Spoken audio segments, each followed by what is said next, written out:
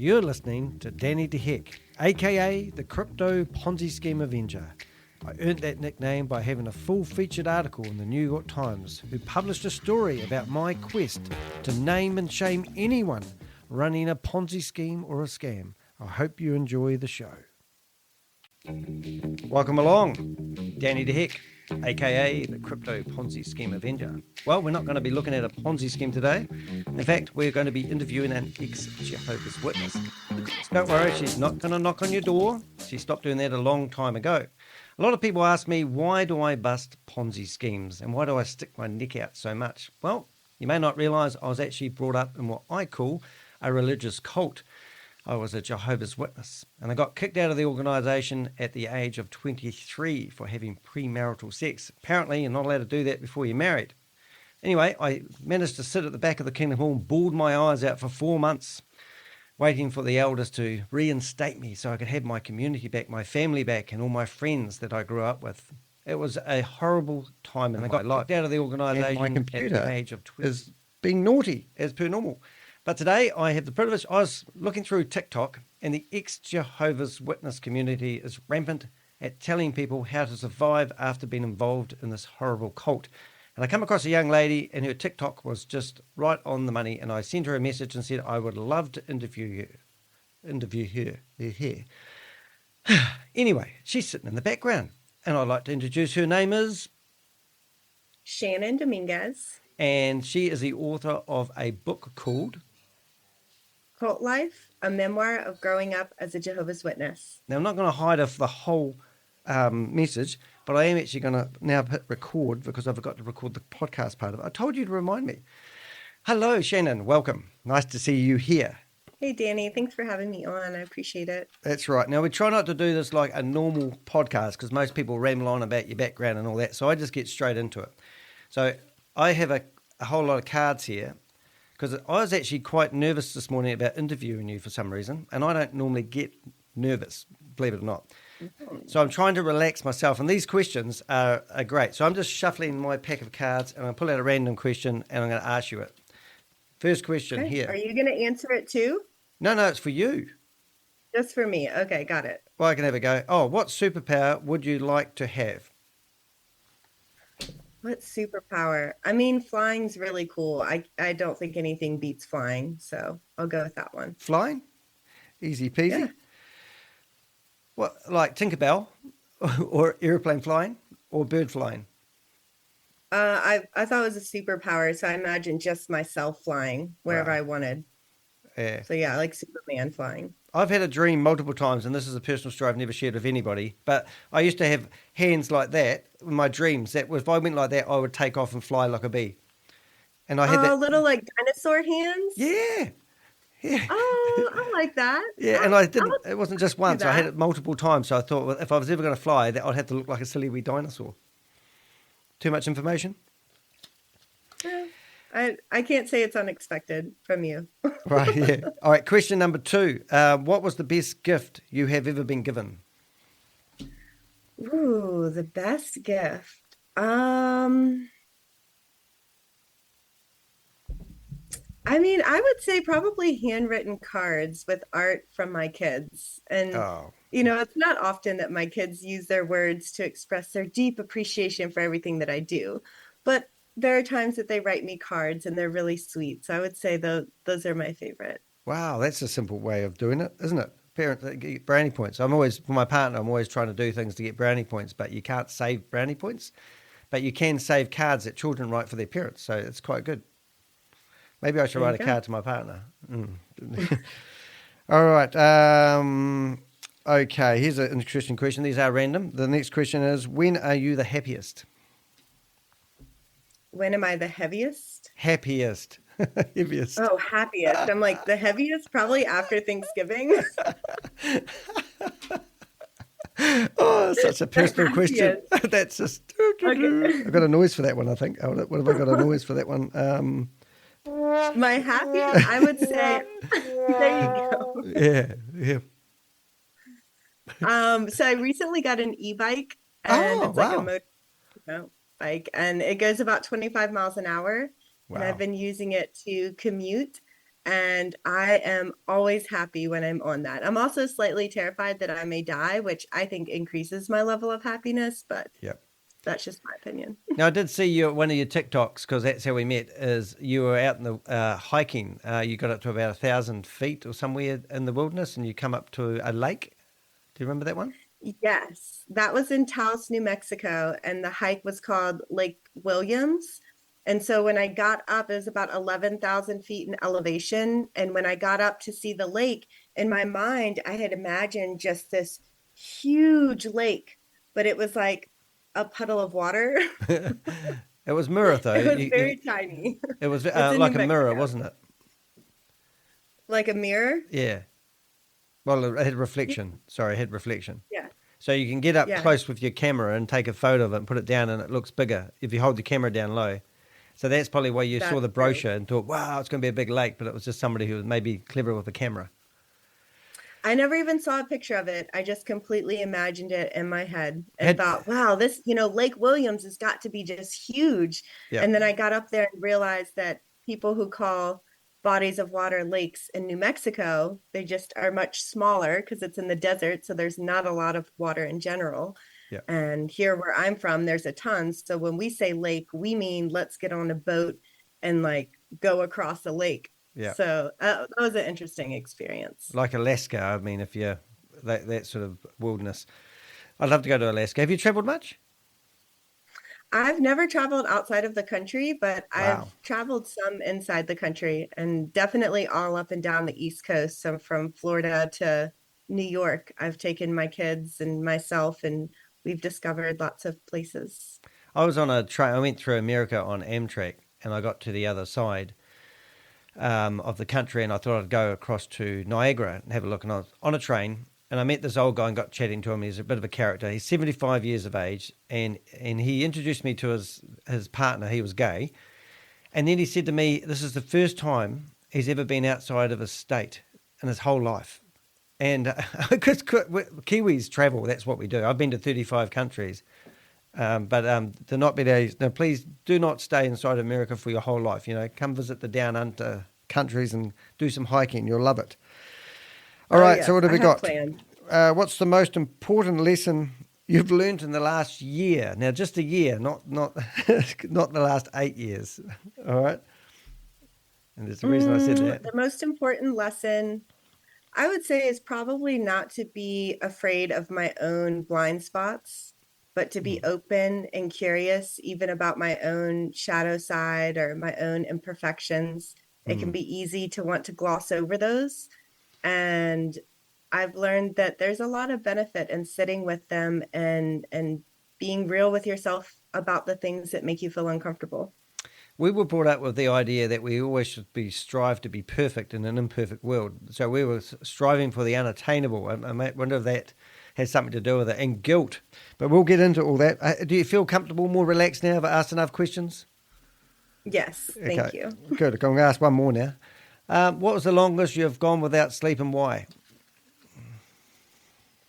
Definitely newborn babies and ask a mum that question.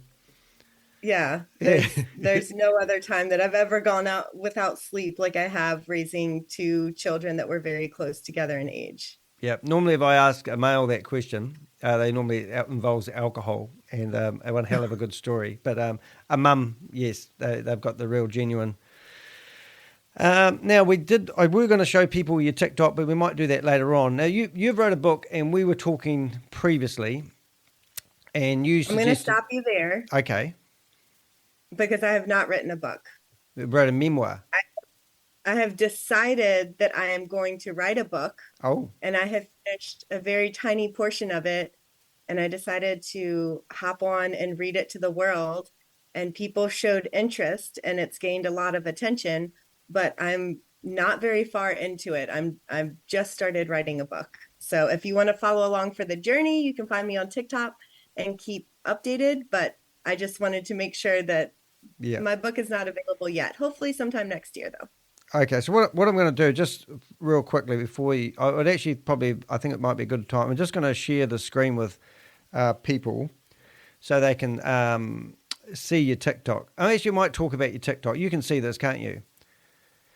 Yeah, I can see it. So, I mean, Yep. these are all my realist thoughts. Some of them, most of them are as realizations come upon me. Writing this memoir has required for me to go back through my story, and I've seen things from a different point of view, and I'm just sharing it, whether that's about birthdays or Halloween or what life after being a Jehovah's Witness is like, or what healing, like what trauma do we deal with as adults who grew up as Jehovah's Witnesses. Mm. I try to keep it really real and authentic, and I read all of my comments and messages, and I base a lot of my future material on that. And you've got 1,200 followers, and you were skiting that you've only been on it for 1 month, and I've been on it since how long? 2019, and I've got 3,000 something. I'm too old. Give me a few more years. Yeah, I'm too old for TikTok. That's my problem. But I am streaming on Twitch, and what's the other thing I'm streaming on at the moment? Kick. Kick. Yeah, I just found that out last night, so I thought this would be one of my first videos that go onto those platforms. So we'll see what happens. All right. So do you want to read that memoir before we ask you the questions? Is that what it's called, a memoir? We can do it at whatever time. Why don't you ask me a couple of questions, and then I'll read the memoir. I'm doing this interview, not you. Now, the thing is that you've provided me the questions. Now, I'm meant to be providing the questions, but now you've fessed up that you've actually put some of your information into ChatGPT and then asked it for 20 questions, and I would have done exactly the same. So I'm going to take the ownership of these questions back now, like I created them. Okay. But ChatGPT I'm very dyslexic, and reading and writing is not my favorite thing to do in the world. So I love ChatGPT. So all the description of your video is all done with ChatGPT. It's brilliant. Okay, so what was your reaction? So I've given you a nickname, and it's not on the screen, but it's on the thumbnail. And I called you the Salvation Sentinel, which sounds very angelic, which always freaks the next Jehovah's Witness out. It says, what was your reaction when you first saw the video thumbnail title that had been created for you?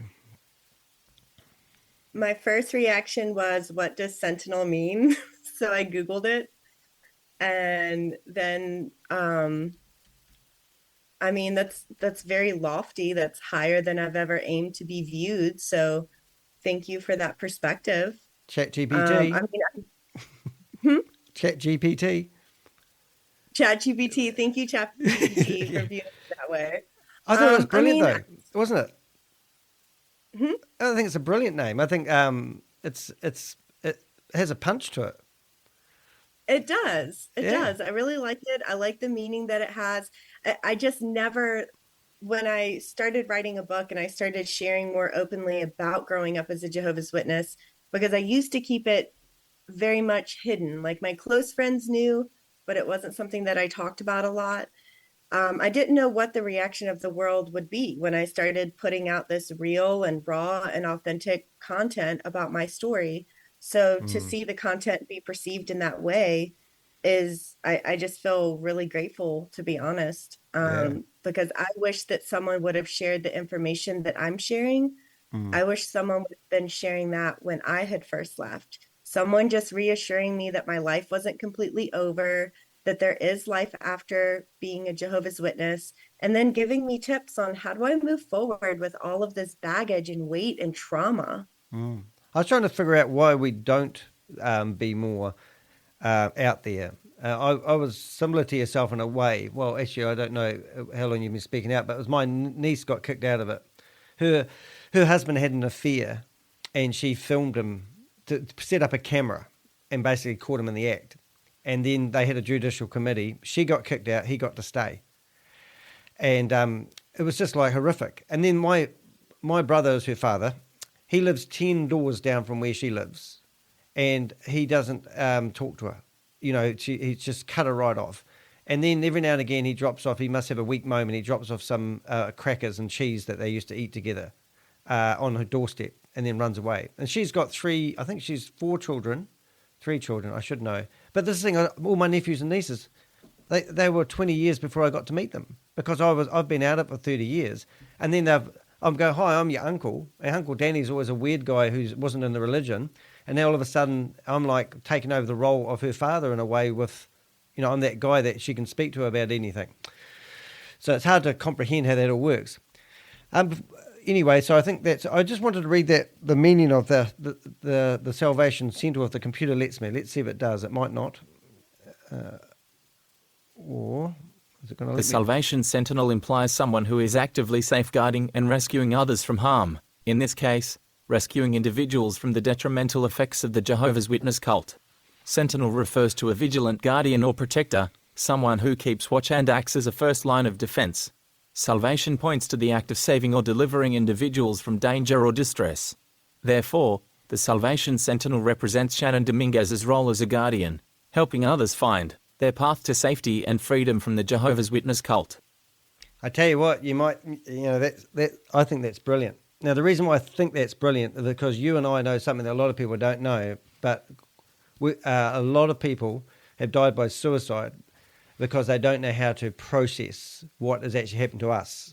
And I think that's the real clutch of why we want to be out and we want to speak about it. Because I think it's really important to people realise. I actually believe, without blowing my own trumpet, I'm actually a lifesaver for a lot of people because I get them talking and they get those feelings out. And if you don't, it's we watched a video together. We did a bit of a preamble before we did this last week, and I showed Shannon a video of Fifth, which is a rapper who sings about his experience. And we watched it together. Well, I've seen it before, but Shannon hadn't, and that was really moving.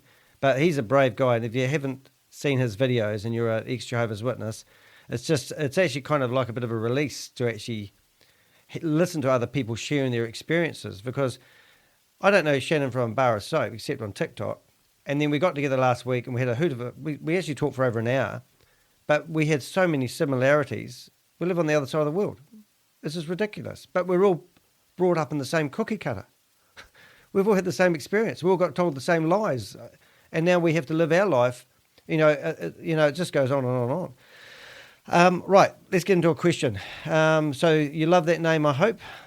We've got you a new name. What kind I do. I like it. You did well. Yeah, I know. I'll tell my mother, who doesn't speak to me. Anyway, I'm not going there. What kind of emotional toll did being part of the Jehovah's Witness organisation take on you over the years? Is that after you left or while you were in it? These are ChatGPT questions. That's what I'm thinking. These are ChatGPT questions, so I get to answer it however I want, right? Yeah, go for it. Okay. Well, the first thing that comes to my mind is I remember being in the Spanish-speaking congregation, and I was about 16 years old. And I have to look away when I tell these stories because that's how I process. I'll keep looking at you, though. But so I remember being 16 and I was in the Kingdom Hall. I was in the Spanish-speaking congregation. We had a sister there, and she was in a very abusive situation. She had recently been sexually assaulted by the partner that she was with. She had 4 kids. She was looking at being a single mom. And I just remember her situation was so tragic. And I found myself, I was just crying in the bathroom. I was very sad, not because of that situation. In fact, I was telling myself, how dare I cry? I don't even have a situation like that. I have enough food. I have enough water. I live a pretty good life. Why do I feel so sad? And I felt so sad and so empty and so depressed so much. And I did not understand why. But now I can see that there were so many authentic parts of myself that I was being forced to put away or to not acknowledge or to quiet. And in my case, that results in depression. If I can't be a free, autonomous person who's allowed to express their own thoughts and creativity, depressed is how I feel. And so as a teenager, I dealt with a lot of depression. I didn't understand why, because I was doing all of the things that I was supposed to.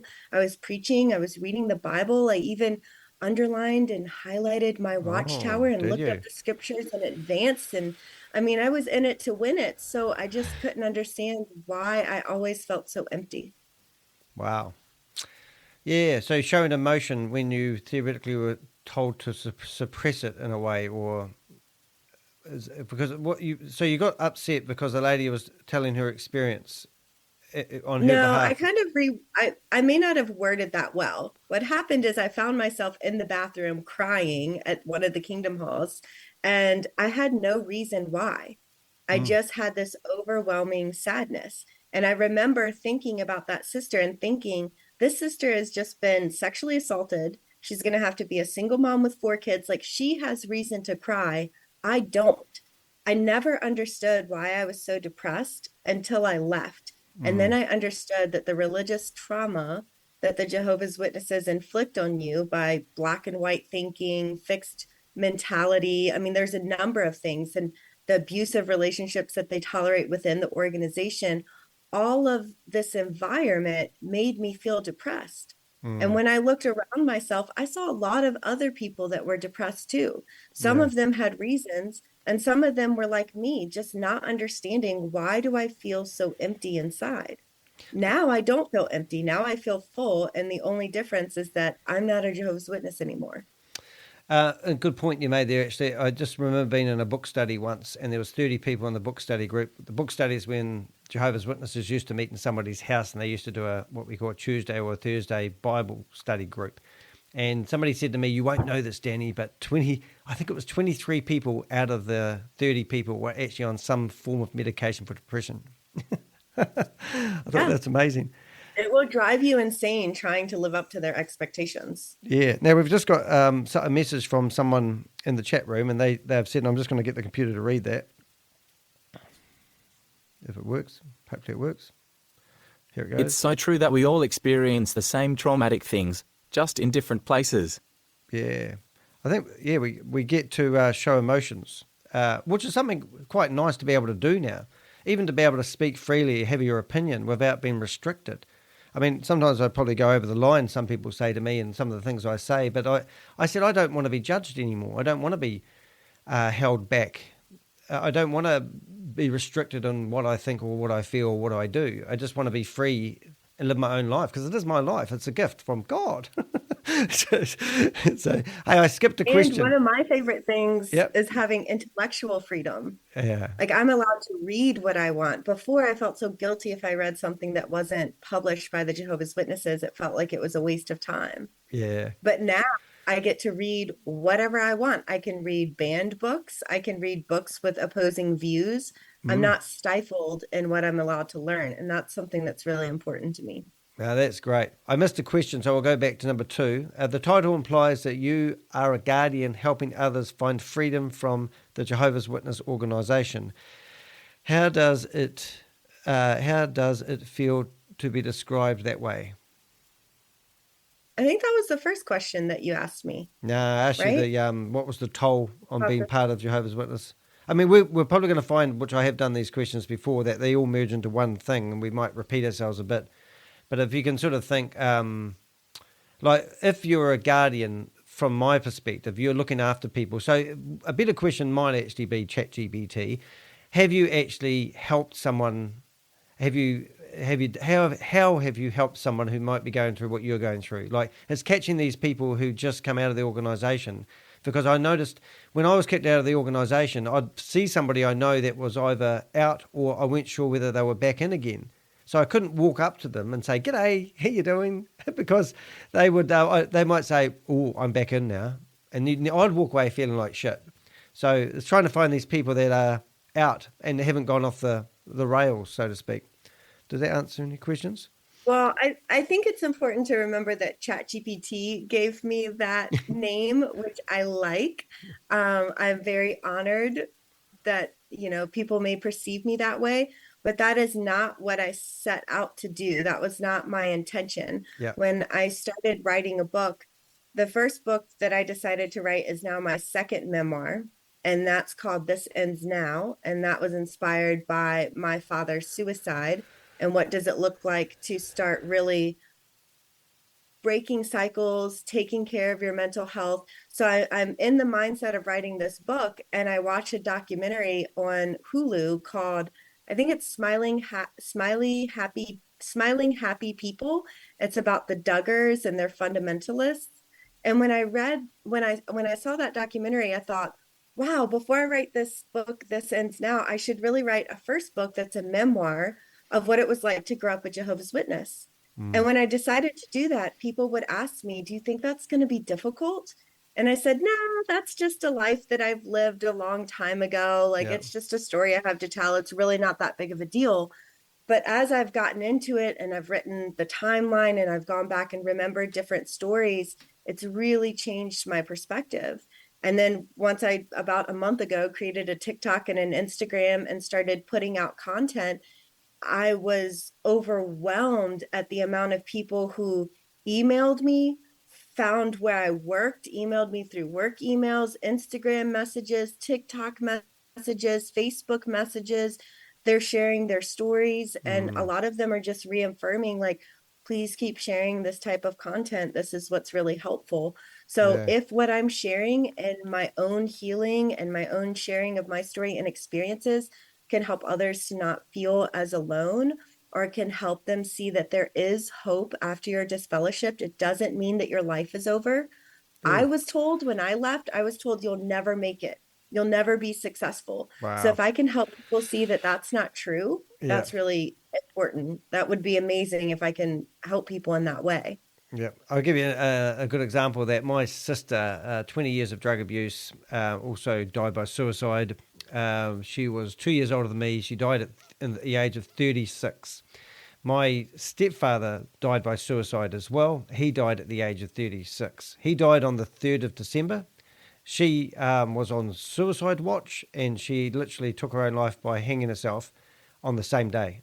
And she'd literally tried to commit suicide multiple times. Drugs, overdose, driving a car into parked cars, racing stripes up her arm. I took her to the hospital once. She had like 47 stitches up one arm and 25 up the other. The most shocking stuff ever. And I believe she couldn't live up to the expectation that Jehovah's Witness organisation put on her.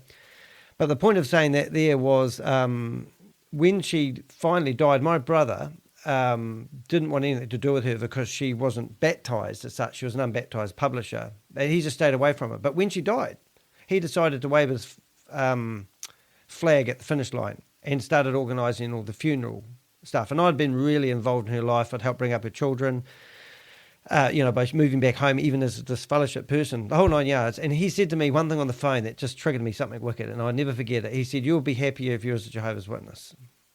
And I'd been out of it for, I don't know, 15, 20 years at the time. And I just remember ringing him up on the phone about 12 times in a row, to be exact, yelling down the phone saying, "You don't even know your brother.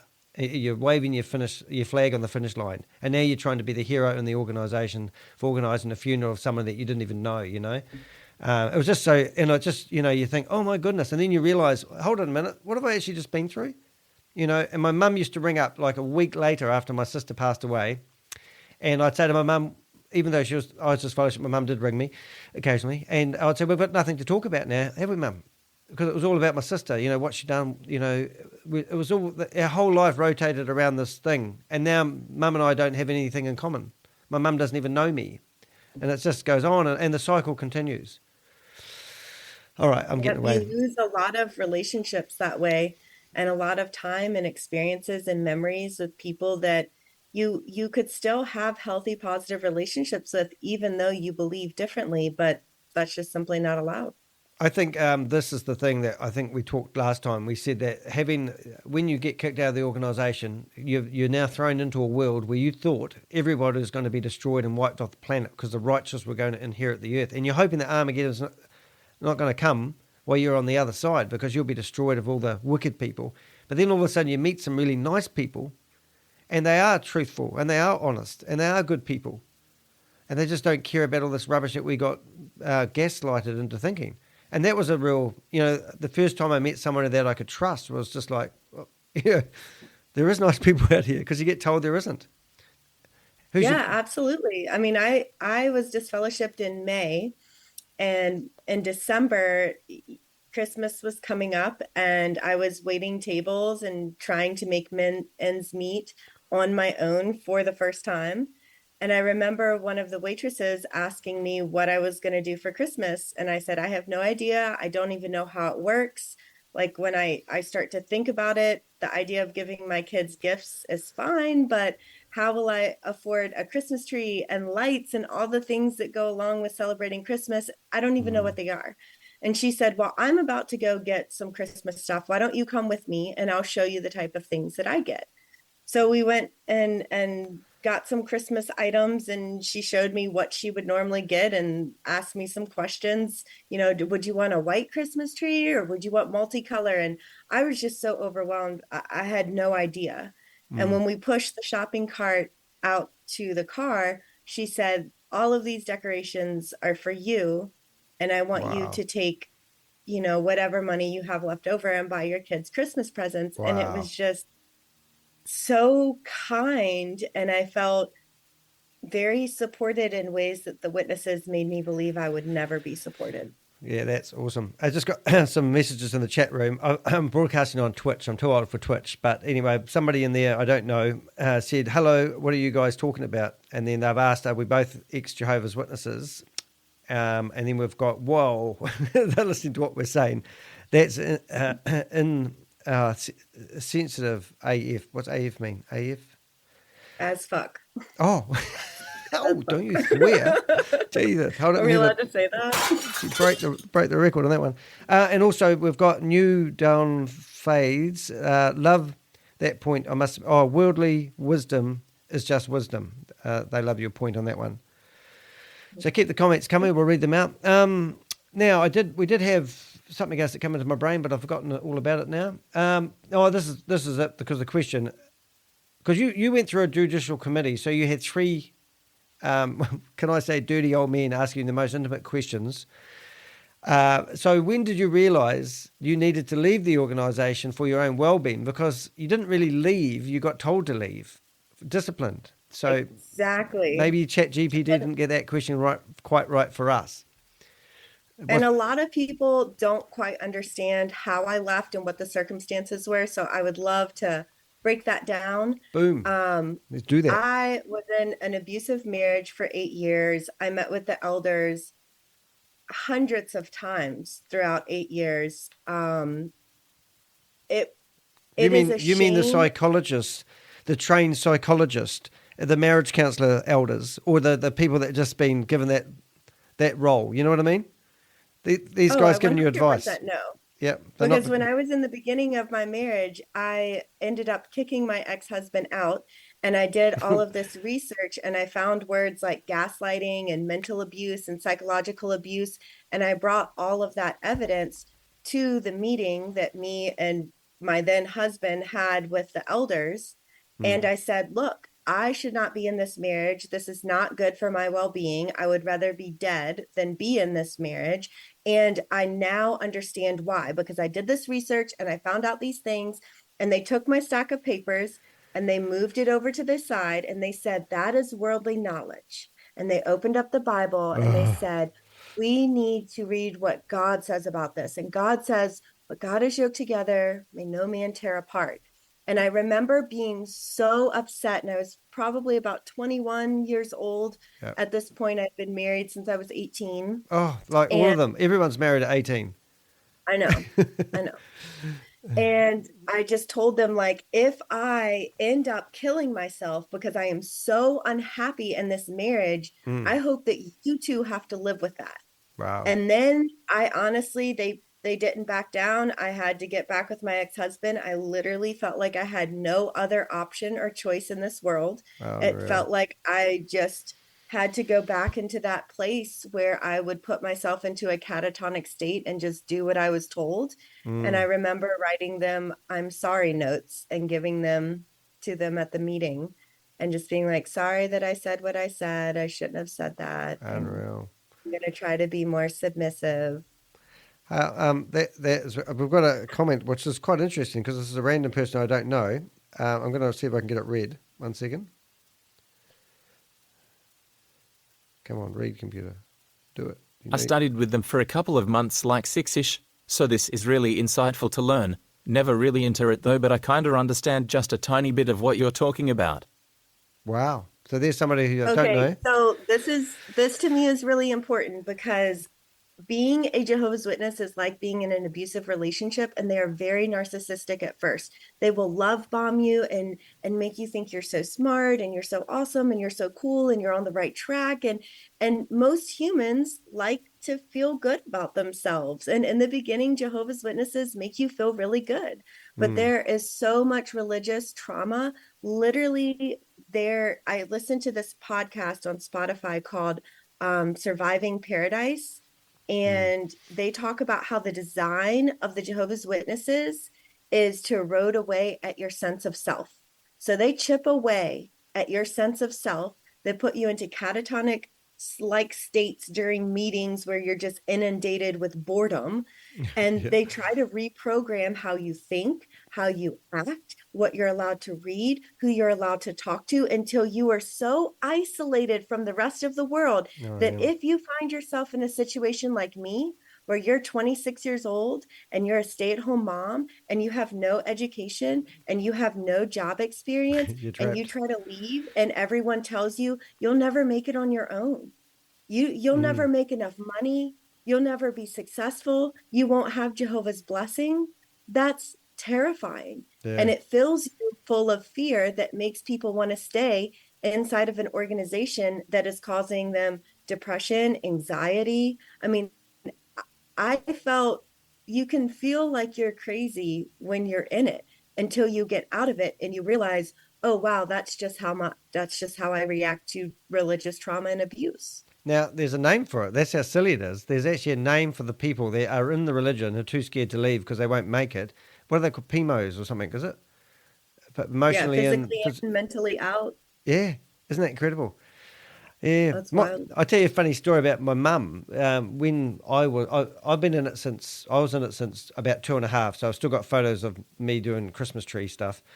But they knocked on the door, left a pamphlet, and then sure enough, they come back next week. So Mum saw them coming up the drive, so she thought, I'll duck down, I'll bend over and walk around so they can't see me, because that's how my mum used to think. And then they saw her through the window, as they do. And so she had to go to the door all bent over, telling them that she's hurt her back. And they went, oh, you poor lady. And that was it. The rest was history, man. They managed to call back. I do a lot of business networking, and I'm always teaching people how to build relationships with people. So it's the same deal as they call back every week, be as nice as pie, form a friendship, and then they show you, a paradise dream and give you hope. And everything's on hope and belief. And if you doubt it, then, you get told off for doubting it. And like you said, as soon as you started doubting it and asking some raw questions, they pulled out the Bible.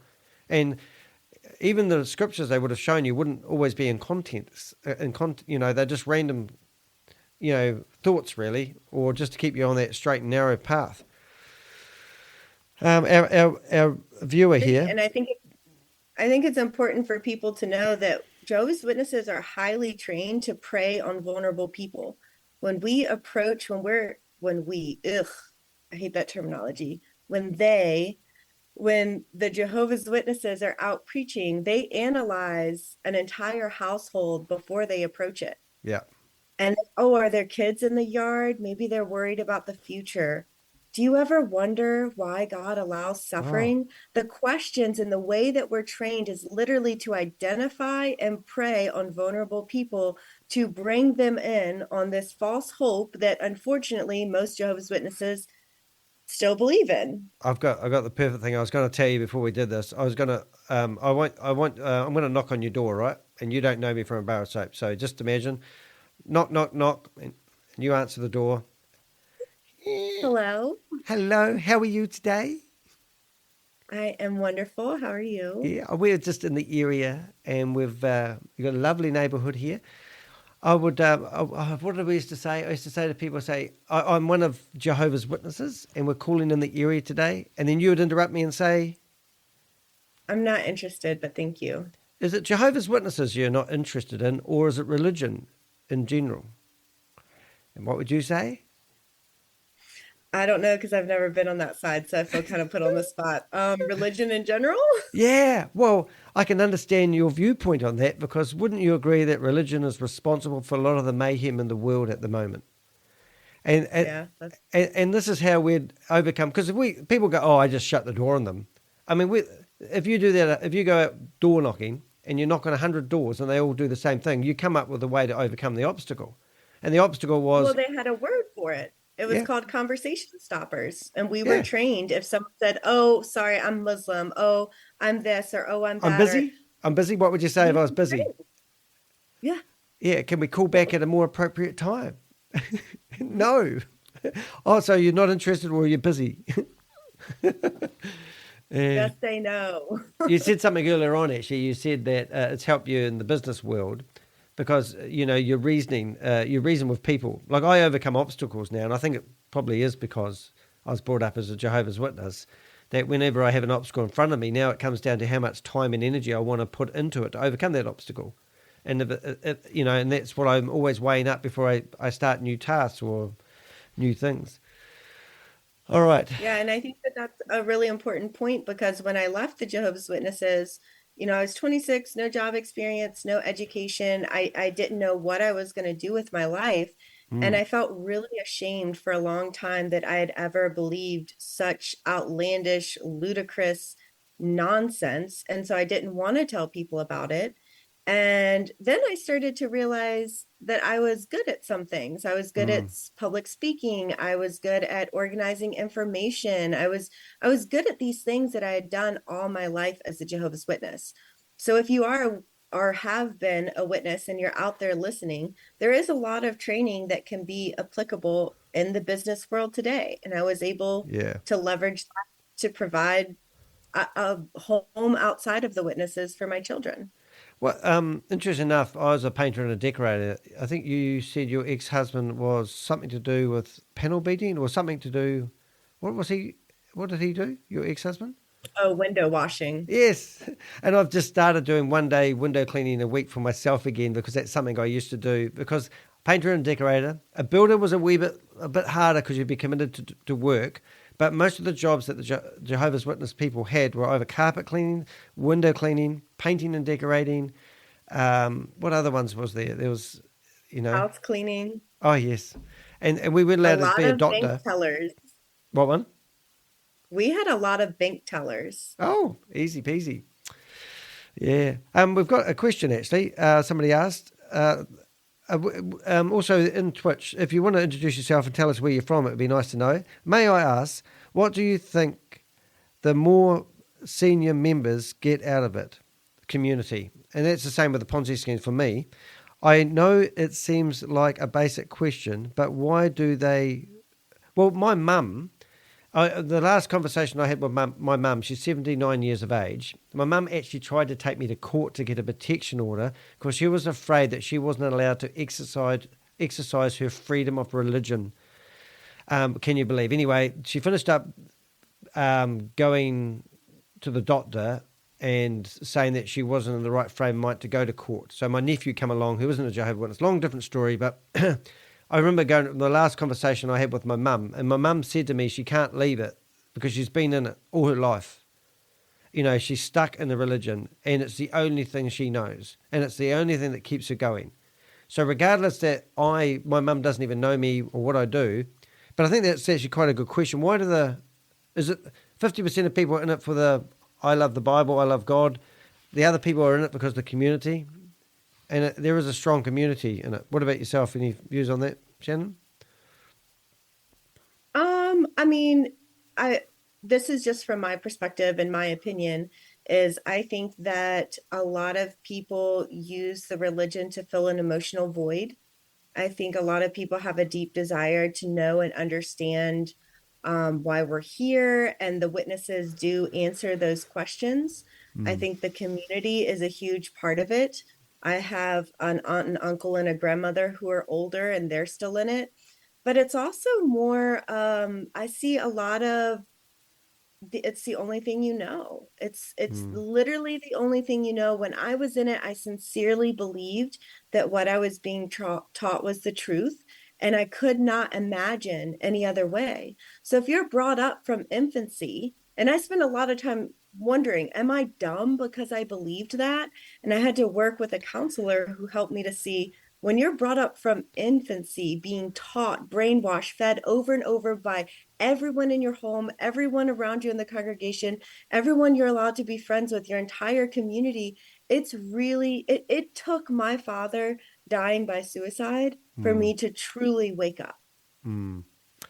Interesting. The guy that knocked on this person's door was a window cleaner, and they're from Toronto, Canada. Isn't that nice? Over here, I don't think they knock on doors anymore. Probably after COVID, they're trying different things. they have booths around, the cart witnessing. Yeah, every Wednesday morning I work 2 days a week and I drive down Papanuri Road. So after my mum claimed that she wasn't in the right frame of mind to go to court to get a video of mine removed where I was speaking my mind about my upbringing, my own life, which didn't happen, that she couldn't get anything removed, she was out doing cart witnessing. So every Wednesday I go to work and I look and I see my mum. And one morning I managed to get my phone out and film her. And I yelled out the window, "Hello, Mum!" But I think one thing I would like to say about the suicide, because that's a major thing in your life and my life. And we talked about it before we did this. But when I was talking to other people, one thing that's helped me with it is to say the words that my sister died by suicide rather than the words they committed suicide.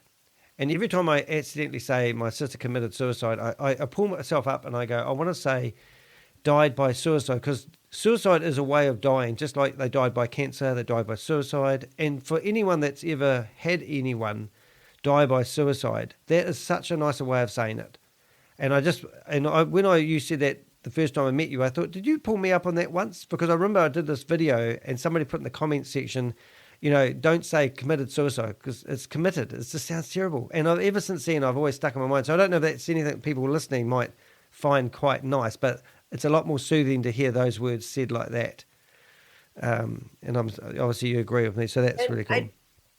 I just had a thought that I'd like to share. It's more about what we were talking about earlier, but I just looked at my background, and these are supposed to represent my children who are 10 and 11. Yeah. And for that, I do feel like I can be defined as the sentinel.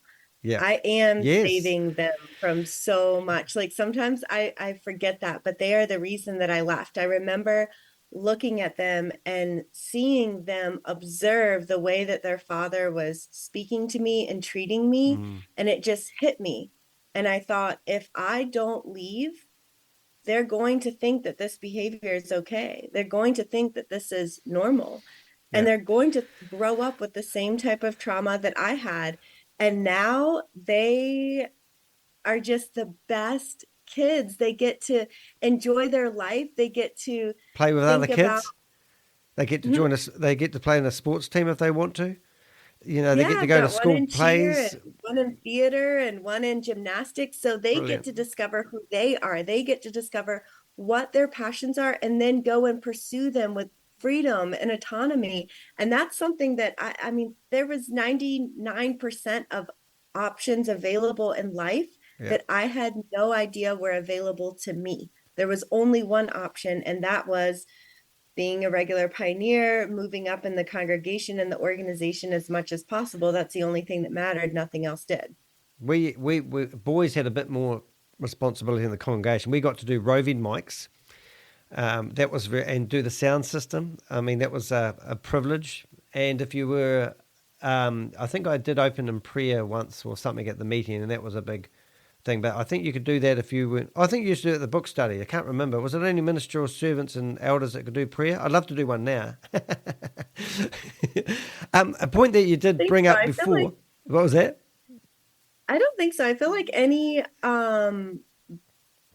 like any brother was allowed to say the prayer, but definitely not sisters. Yeah. Unless we wore a head covering. Oh, yes. And then we would rarely be able to, say and prayer. There was a reason for that. Like when you're doing, like when you were going to go out door knocking, you would actually meet together and sort of huddle together and have all the street maps worked out, or your not at home slip. So if anyone wasn't home, you'd write down the address, you'd write down the time, the day, and you'd make sure you'd give it to people who were doing witnessing on a different day. And then they'll go back around the block. And then if they would do that 2 or 3 times, and if they didn't get that person at home, then they'll go to another level where they'd either slide some outdated watch chair or Wake magazines under their door, or we'd arrest their letterbox, and we would make sure, because they might be a night shift worker, because we used to study the house and we'd find a common interest with the people that we were about to talk to. If they had a boat, you'd walk up there and pretend you love boats, oh, that's a nice boat, whatever it was. One thing you mentioned just before, which I don't want to lose the train of thought of, you said purpose. Now, when you're in the J-Dub thing, people used to say to me, I can't imagine living life without a purpose, because all the worldly people that were outside the organisation don't have a purpose, or what I call now is hope. Now, you've got a purpose because you've got your children. Have you got anything else? Like, I don't think I have a purpose now. I don't know. I haven't really thought about it. But that was one of the real hooks that keep you in the religion, because you can't live life. Like, I say to people now, I'm quite happy to die at the age of 80 if I'm that lucky.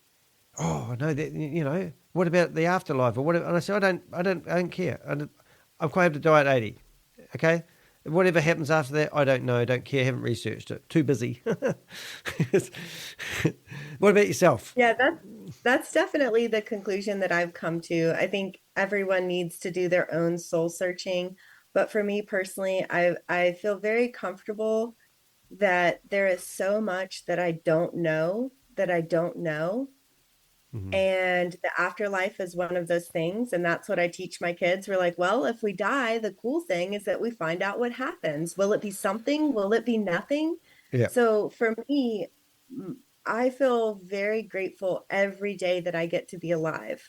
You will never hear me complaining about being old. You'll never hear me complaining about having wrinkles. Happy birthday, by the way.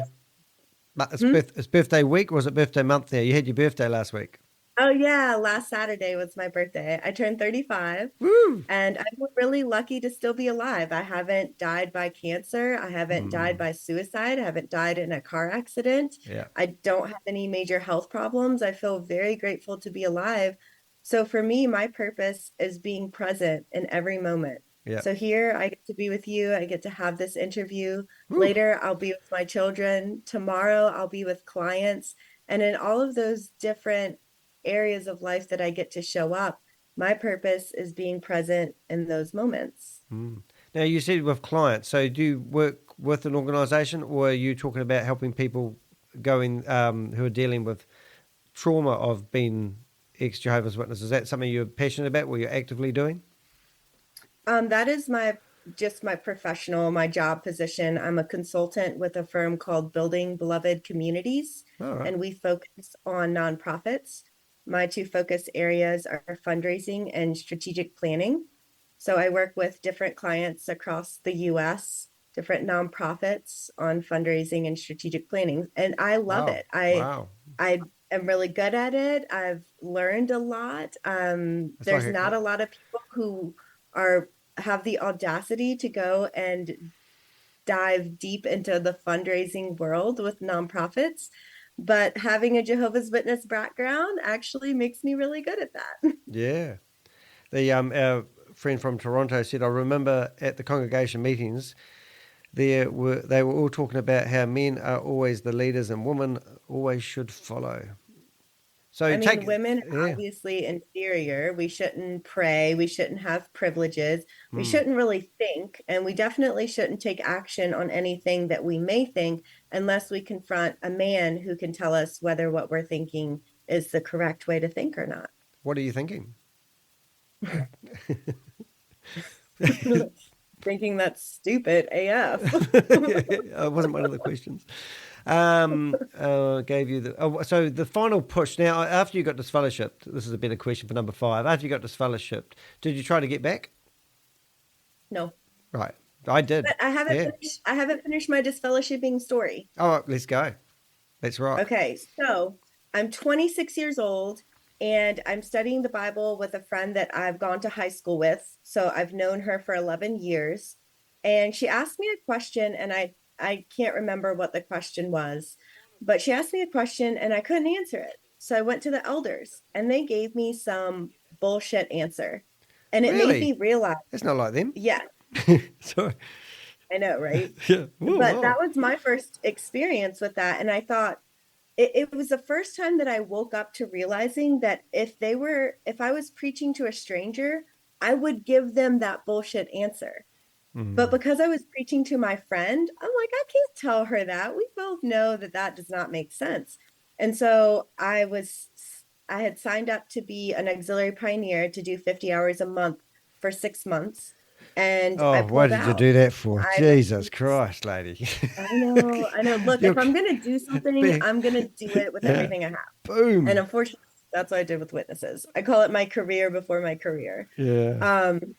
But 3 months into it, I stopped preaching. My attendance was going really low. And I just kept having this gnawing question of, if this is God's true religion, why am I in such an abusive marriage? And when I describe an abusive marriage, I'm talking that the standard was, first of all, I was very young. I was preyed upon. We got married after 2 months. This person Oh is my very goodness, all the same young. stuff, isn't it? I mean, every time I I hear this, know. yep. I know. And, one of the biggest things that I'm talking about now is marital rape. The expectation in our marriage was that I had sex with him every day. And if I needed to skip a day, that was fine. I could do it twice the next day. And I was allowed to have my periods off. So Yep. that's 8.5 years of a human from 18 years old to 26 years old that had to have sex with someone that they didn't want to have sex with, Yeah. then believe that they were broken. Turns out you just like to have sex with people that you actually like and not people who are manipulating you. And that's so in this abusive marriage, I'm being put down, I'm being stifled, I'm not allowed to have a job. I see You're trapped. I see my children seeing the way that he's talking to us, and I finally decide to leave. And so I borrow money and I get my own apartment, and I'm frantically looking for a job. My children are a year and a half and 3 years old, which was one of the hardest things to do, was to put them in daycare. And I end up getting a job, and about 7 days This after I left daycare my story you're about to ex-husband. tell was horrific. But anyway, if you are going to tell that one, but Which one? well, you put your kids in daycare. I mean, this was horrific when you Oh told me yeah. this. I've heard this story before. I'm just actually sharing our broadcast in case you think I've been rude to a few ex-JAW communities. So we've got 10 people in the chat room at the moment. So if you've got any questions, feel free to ask us. And obviously, we would love to bring those into the question. But tell me about this horrific experience again, because I couldn't get over it at the time. The daycare? Yeah, well, you're leading up to that. I probably intercepted you a wee bit. Okay. Yeah, the daycare happens a little bit later on. Like, that's a few years into being out of the witnesses. We just had some bad daycare situations, which is why I didn't want to put my kids in daycare.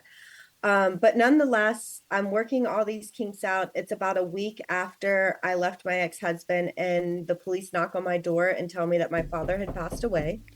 And I did not know how he had passed away. He was my best friend at that point in life. Those past 3 years that he was alive, we talked every single day. I talked to him on the phone the night before. I knew where he was mentally, but I also didn't have the training, education, or ability to be there for him in probably the ways that he needed. But nonetheless, I find out that he's died by suicide, and I am being pressured for the following weeks by the elders to get back with my ex-husband. And in my head, I think to myself, if I get back with my abusive ex-husband, I'm going to do what my dad did, and my children are going to feel how I feel right now. And that cannot happen. So I made an arrangement with someone that I waited tables with, and we had sex just so that I could commit adultery. I called the elders at 7:30 a.m. the next morning, and I said, I've committed adultery. I need a judicial committee formed. I was hysterical. I'd never been intimate with anyone else in my life before. So I was just like a broken down mess, grieving the suicide of my father, trying to not get pulled back into the abusive marriage that I had finally escaped. And I had 3 meetings with the elders. So there's 3 elders. It's a judicial committee. The first meeting sounds like, I am so sorry. I'm so sorry. Please don't disfellowship me. The second meeting sounded like, I'm not so sure about y'all. I kind of feel like y'all set up environments that allow abusive people to flourish. I don't feel like you provided the right help that my father needed that contributed to his death. And this was And 2 I weeks don't after your feel, father died, right? yeah, this is probably about a month after. Okay. It was 6 weeks after that I was officially disfellowshipped. So the first meeting I say, please, I'm sorry, don't disfellowship me. The second meeting I say, yeah, I'm not so sure. Things don't seem great here. And the third meeting I said, I'm so sorry for all the things I said in the last meeting. Please forgive me. Please don't disfellowship me. I really don't want to lose all of my friends and family. I'll be completely alone, and my father's not even here. Please don't take away from me what I have left. Let And me they share disfellowshipped a me. scripture with you. Let's see what they would have said. Let's see what the Bible says about you. Yeah. And they said that they were going to pray to the Holy Spirit and decide whether I was repentant or not. Oh my And they goodness. decided that I was not repentant enough. And so they disfellowshipped me. And the night that that announcement was made is the night that I knew, and I have never looked back and I have never questioned then, that the Jehovah's Witnesses are not God's organization, because I do not believe that there is a loving God out there. Well, I don't really believe in God anymore, but at that point in my life, I did not believe that there could be a loving God out there who would take someone in my situation and do that to them. That's wrong, period. That's wrong. And I never looked at XJW stuff. I never looked at apostate stuff. I made my decisions based on my own life experience. Yeah. Oh, that's funny. I've just been helping some Nigerians. This is quite funny, but some Nigerians have been scammed by a Nigerian, and they wanted me to help bust one of their scammers. And when I'm in the chat room, they often say, "God bless you." And every time I see somebody, I'm like a ball in a china shop. I look at it and I don't want to be blessed by God. I don't want anything to do with him anymore. I just don't care anymore. I'm not going to push I'm not going to push my beliefs on you. And I respect if you want to believe what you want to believe for whatever reason, because I know what that's like. But I just don't want that to be smeared over my life. It's like putting margarine back on the toast after you spend ages trying to scrape it all off. I don't want it. I just want to, live life. And if life is 80 years, if you're lucky, so be it. And I've lived, like I said to my brother that was on the phone trying to tell me that I'm going to be happier if I come back to the Jehovah's Witness organisation. And I'm saying, you don't even know me. I mean, I've travelled 35 countries. I've had an amazing business. I've drive new cars. I've built a house in the country. I've done all these things. And you've carried on being a painter and a decorator, living in a little bungalow and dedicated your life to Jehovah. I said, you're an idiot, mate.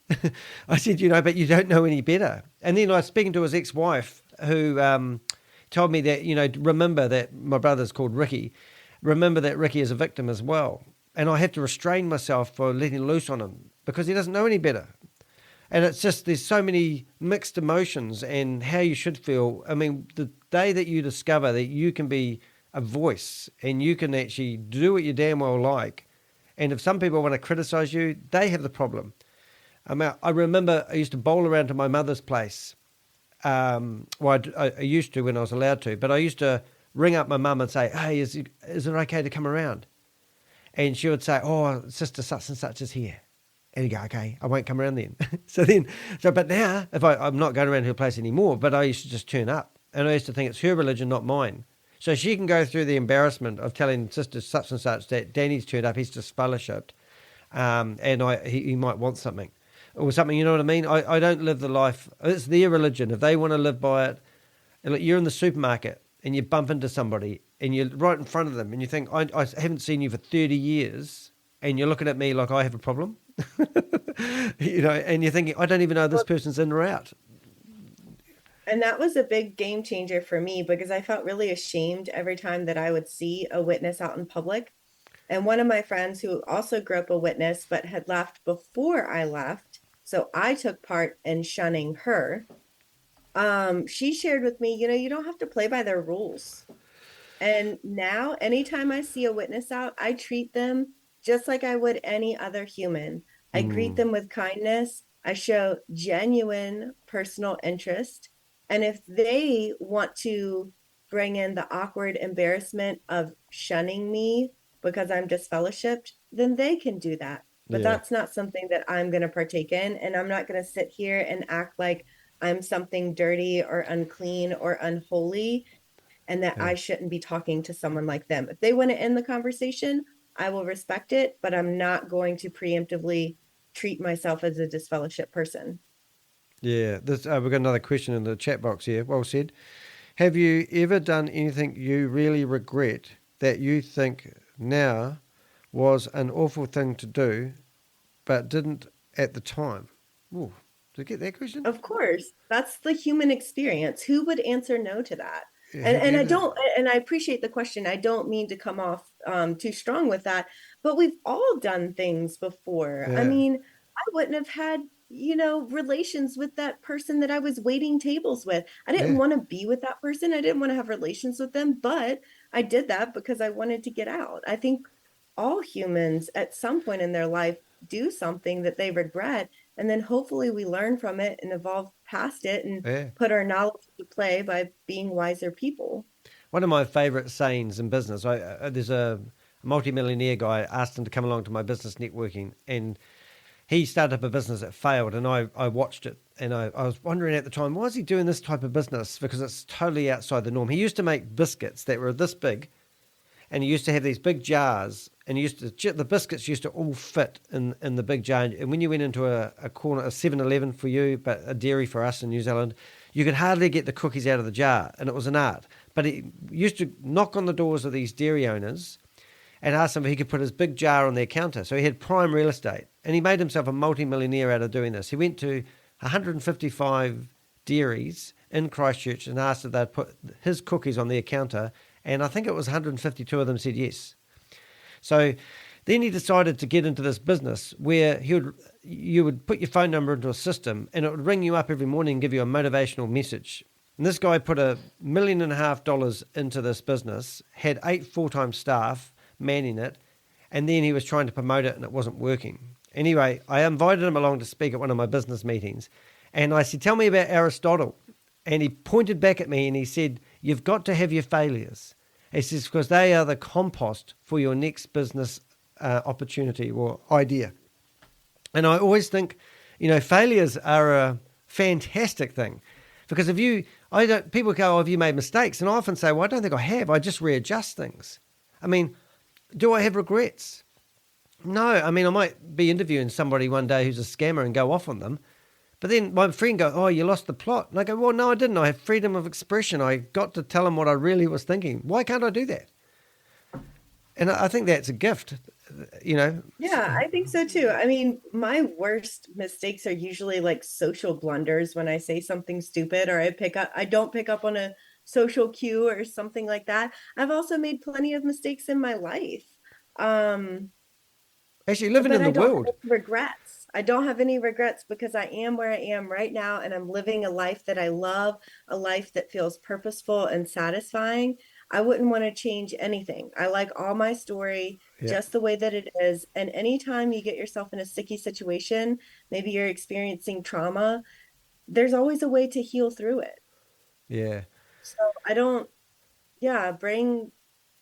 bring on whatever comes in the future, whether that's challenges or obstacles.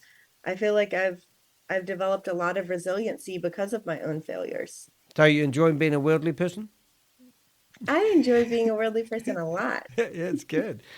How did you find the courage and the means to get yourself and your daughters out of the situation? I think we've answered that, haven't we? Mm-hmm. Yeah. So I am interested why people might be wondering why you decided to get disfellowshipped and didn't just walk away from it. Oh, goodness. I was still way too in it mentally. I mean, the brainwashing goes so deep that for me, it was March 28th, 2015 that I left my ex-husband, April 6th, 2015 that my father died by suicide, and by May 30th, 2015, I was disfellowshipped. Yeah. So I knew that I did not want to go back and be with my ex-husband. And I knew that I didn't want what happened to my father to happen to me. But it wasn't until I was kicked out that I really knew that the witnesses were not what I wanted, because they raised me, they educated me, they controlled everything out about my life. I gave my entire life to them. And on one mistake, they were going to disfellowship me. And granted, that wasn't my first mistake. If you want to hear about another mistake I made in a judicial committee that I sat in on when I was 19 years old, just turned 19, I can share that. Did it involve alcohol? Nope. Oh, okay. That's my first judicial committee was alcohol. Oh, really? Well, the silly thing, I'll share my story first because it's my thing. But I went to a party. Your first, and then I'll share my first. My first is my introduction. Yeah, my first judicial committee was when I don't know exactly what age I was, but there was a new couple that had just come into the organisation, and they'd just been baptised, and they decided to have a party. And when I went to the party, they took my car keys off me because that's what worldly people do, but not what you do at Jehovah's Witness parties, because you don't need to drink to excess. They said, help yourself to the beer. Now, I think I must have been, I don't know, I think I was underage because I don't think I was old enough. But anyway, I opened the fridge, it was full of beer, and I did. I had 3 cans of beer, And then I was unstoppable, invincible. So I had 4 cans and then 5 cans. And then I threw up when they said I couldn't drive home because I had my car keys. And then all of a sudden I was drunk and disorderly. And you're allowed to drink as a Jehovah's Witness, but you're not allowed to get drunk. But I was brought up with no real father. So I had no idea how to handle alcohol, really. And, you know, and that I got grilled by 3 elders. I lost all my privileges. They didn't kick me out. And, but the rest was history. Anyway, that's my wee story. You tell us your one. It's going to be good, I reckon. Yeah. Well, mine is the introduction to my book. So can I go ahead and read that? Yes. Is that good for you, interviewer? Yeah. Hold it. Let's imply some rules here. You need to be more submissive and listening to the interviewer. Okay, I'll shut up. So this is the introduction to the book I'm writing. It's called Cult Life, a memoir of growing up as a Jehovah's Witness. I'd love to know your feedback in the comments. So if anyone is still there listening, let me know what you think. So chapter 1, it's October 2007. I sit in the back room of the Kingdom Hall of Jehovah's Witnesses in Charlottesville, Virginia. The room is lined with hundreds of books published by the JWs.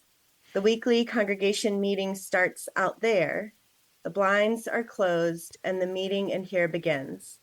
I just turned 19 and have been married for about 1 month. I'm very worried because based on the information I've been trained on since infancy, some may call this brainwashing, I think I may have committed uncleanliness or fornication before marriage with my now husband. Ooh. This fear was the primary motivation for us to get married after dating for only 2 months. We never had intercourse or oral sex, but our makeout sessions were inappropriate, and I knew that. The worry, the shame, the guilt of knowing that nothing can be hidden from the only true God is unbearable. It keeps me up at night. I know that the only pathway to forgiveness with Jehovah is to show my repentance before the elders. So I confess my sins and a judicial committee is formed. Here's some key background information you'll need to know in order to fully understand the situation I have found myself in. This would be good. A judicial committee consists of 3 elders anointed by Jehovah's Holy Spirit, which helps them to decide about the discipline needed when someone does something wrong or shows signs of not following the rules. Here's how it works.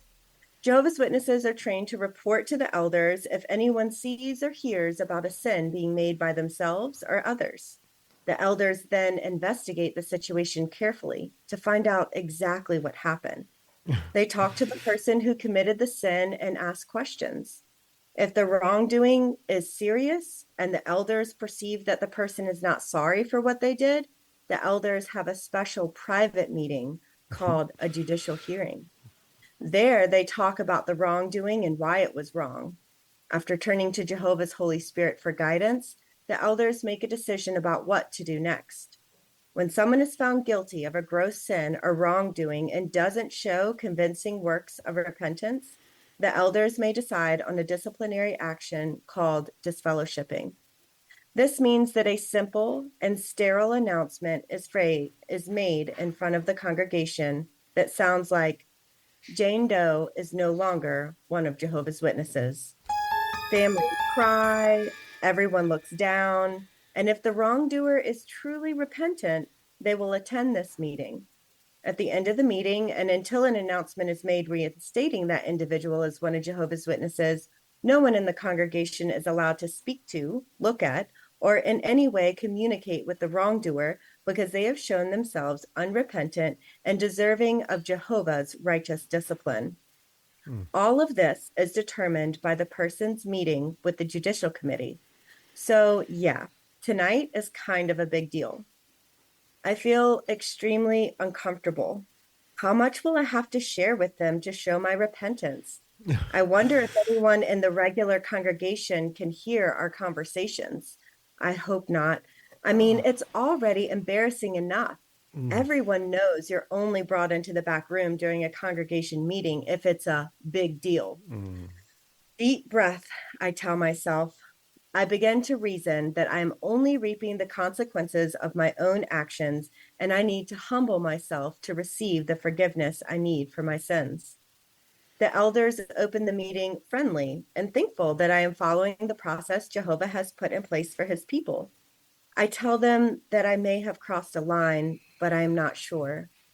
They read me the faithful and discreet slave's definition of uncleanliness and fornication from Jehovah's Witness publications. The faithful and discreet slave represent God's direct communication to his earthly organization, also known as a group of 7 dudes that run the JW cult. Yeah. After the definition is read, they begin to ask me a series of questions. My face starts to feel warm with shame. I don't know if I want to hear these. I have flashbacks myself. But anyway, we're almost done, but this is the good part. Okay. Oh, God. The room feels stuffy and hot. I do not want to be here right now. They ask, how many times did it happen? Oh, my God. Did it happen? Yeah. Did anyone else see you? Did you touch each other over the top of your clothes or underneath? Mm-hmm. Did you climax? Did he ejaculate? How many times? I'm not really sure if I climaxed, and I feel dumb You not wouldn't know what knowing. it was. I hope I didn't just lie. I hope I don't have to repent for that sin too. My sins seem like a never-ending hamster wheel sometimes. With every question, I feel myself sinking deeper into the quicksand of shame. I wish they would stop. Don't they know enough already? The questions go on and on. I've been in this meeting for over an hour now. Some of the questions seem repetitive, like they're prying for more details. They're asking the same questions, but in different ways. It feels like I'm being interrogated. Yeah. This feels wrong. I feel violated.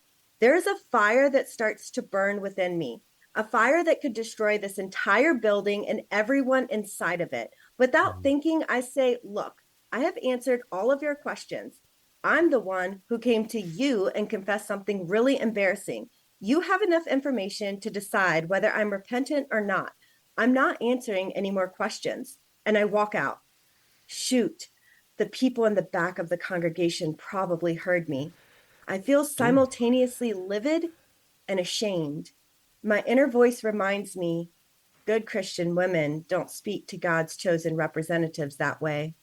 I hope I don't get disfellowshipped. I don't want to be kicked out, and I don't want everyone to know what I've done. Wow. Hold it.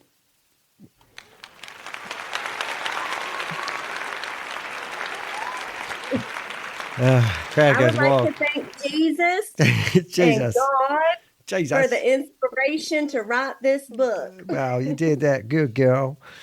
Oh, no. I remember. I think, some of the questions they ask, or they always ask the same questions, and it's them finding out whether it was premeditated, whether you planned it. And you said something in there about, did anyone see you? Yeah, it was out in the car park, but they want to know whether Jehovah's name is going to be bring reproach against Jehovah's name, and if it was all hidden, hush, hush, no one heard about it. Now, in the Judicial Committee, they take notes, and in Australia, they've had 1,100 cases of actually child molestation. And that from 1963, and they basically have notes of all these dirty old men or people fiddling with children, and they've kept it all suppressed. And then there was a high court junction where the Jehovah's Witnesses had to hand over all their documents. And now there was an opportunity for people, there was an inquest done, and people could actually go there and use those documents and do the organisation, or go back and all the kiddie fiddlers, I'll call them. But now, because that's happened, when they have these judicial committees, they're not allowed to take notes, and they're not allowed to write things down. And then it's all in their heads. So it's just got kind of worse in a way. But that was how long ago? 8 years ago. No, that was more. That was when I had just turned 19. So that was in 2007. Yeah. Yeah. Mm-hmm. And, being a guy and trying to control your sexual urges at an age where you weren't allowed to, weren't allowed to masturbate or anything like that. You weren't allowed to, I didn't have a father to tell me anything. So I think I remember seeing a survey once. They reckon that 95% of men masturbate and the other 5 of them are liars. But that's good for humans. Like, Yeah. it's a good for humans to tell us that we can't do that is just stupid. Well, it's crazy. And then I remember talking to one of the elders who was studying with me when I was getting back in again, because they study with you again to help get you back up to speed. And he shared some intimate stuff with me that I never knew was okay. And it's just now I don't really have a filter about anything, because you were trying to find yourself, and it was just so hard. I just think that story's, any Jehovah's Witness listening to that story would not go, ooh, they would just go, oh yeah, that's right. And this is the cookie cutter that we lived in as young Jehovah's Witnesses. 2.5 years of age, I was on that rail line heading for that destination, and I couldn't get off it. I remember saying to my mother, I never had a choice. And she said, you had a choice. You got baptized and dedicated your life to Jehovah. And I go, no, I had no choice because I couldn't get off that rail line. You were bribing me with my family, my friends that I grew up with. I weren't working with anyone else. I owned a business at the time, and that business, my business partner was a Jehovah's Witness. We were painters and decorators. We had two pioneers, one regular special pioneer it was actually, working with us, and another guy that was associated with the witnesses but wasn't actually a witness. So my whole world was Jehovah's Witnesses, and I had nothing outside of it. No worldly people, because they were going to be destroyed. Don't want to do with worldly people. Yeah, absolutely. And the conclusion that I've come to, and the reason why I classify one of the reasons why I classify Jehovah's Witnesses as a cult, is because when you're baptized at whatever age that is, whether it's 8 or 15, I was 16, you make a decision and then you are never, ever, ever allowed to leave. There is never a pathway where you can get out of the decision that you made with an underdeveloped brain that doesn't include losing your entire friends and community. Like, it's not okay. Yeah, I don't think, like I remember at the age of 23, I imagine a desk full of clutter. When you're starting over, it's like just getting everything and just wiping it off the desk and starting over. I had to find a new place to live. I had to find a job. My business, I lost my business. I just lost everything, so I had to start over again. And I remember at the age of 40, I went through one hell of a divorce. And a day after my wife at the time said wanted a divorce, I had a burst appendix. And I lay in hospital for 2 weeks thinking, I just managed to get my life back in order. I got some property. I had a successful business. And then at the age of 40, here I am starting over again. And I said, I'm a king at this. This is not going to be a problem because I've done it at the age of 23. I'll just reinvent myself. And now I actually quite like the idea. If I ever get myself in the shit in my life now, it's actually quite exciting in some ways of building a new life. I mean, I meet people who tell me they've been married since the age of 18 and they say that they're doing their 30th or their 40th wedding anniversary. And I often say, were you married to the same woman? Well, I've been married for 30 years. And I go, to the same woman. But I think I feel sorry for them because they haven't lived life. They haven't had a variety. How can you find somebody at the age of 18? Because when you get to 30 and you get to 40, you want different things out of life. And so does your partner. So a lot of these people are in relationships trapped. Yeah.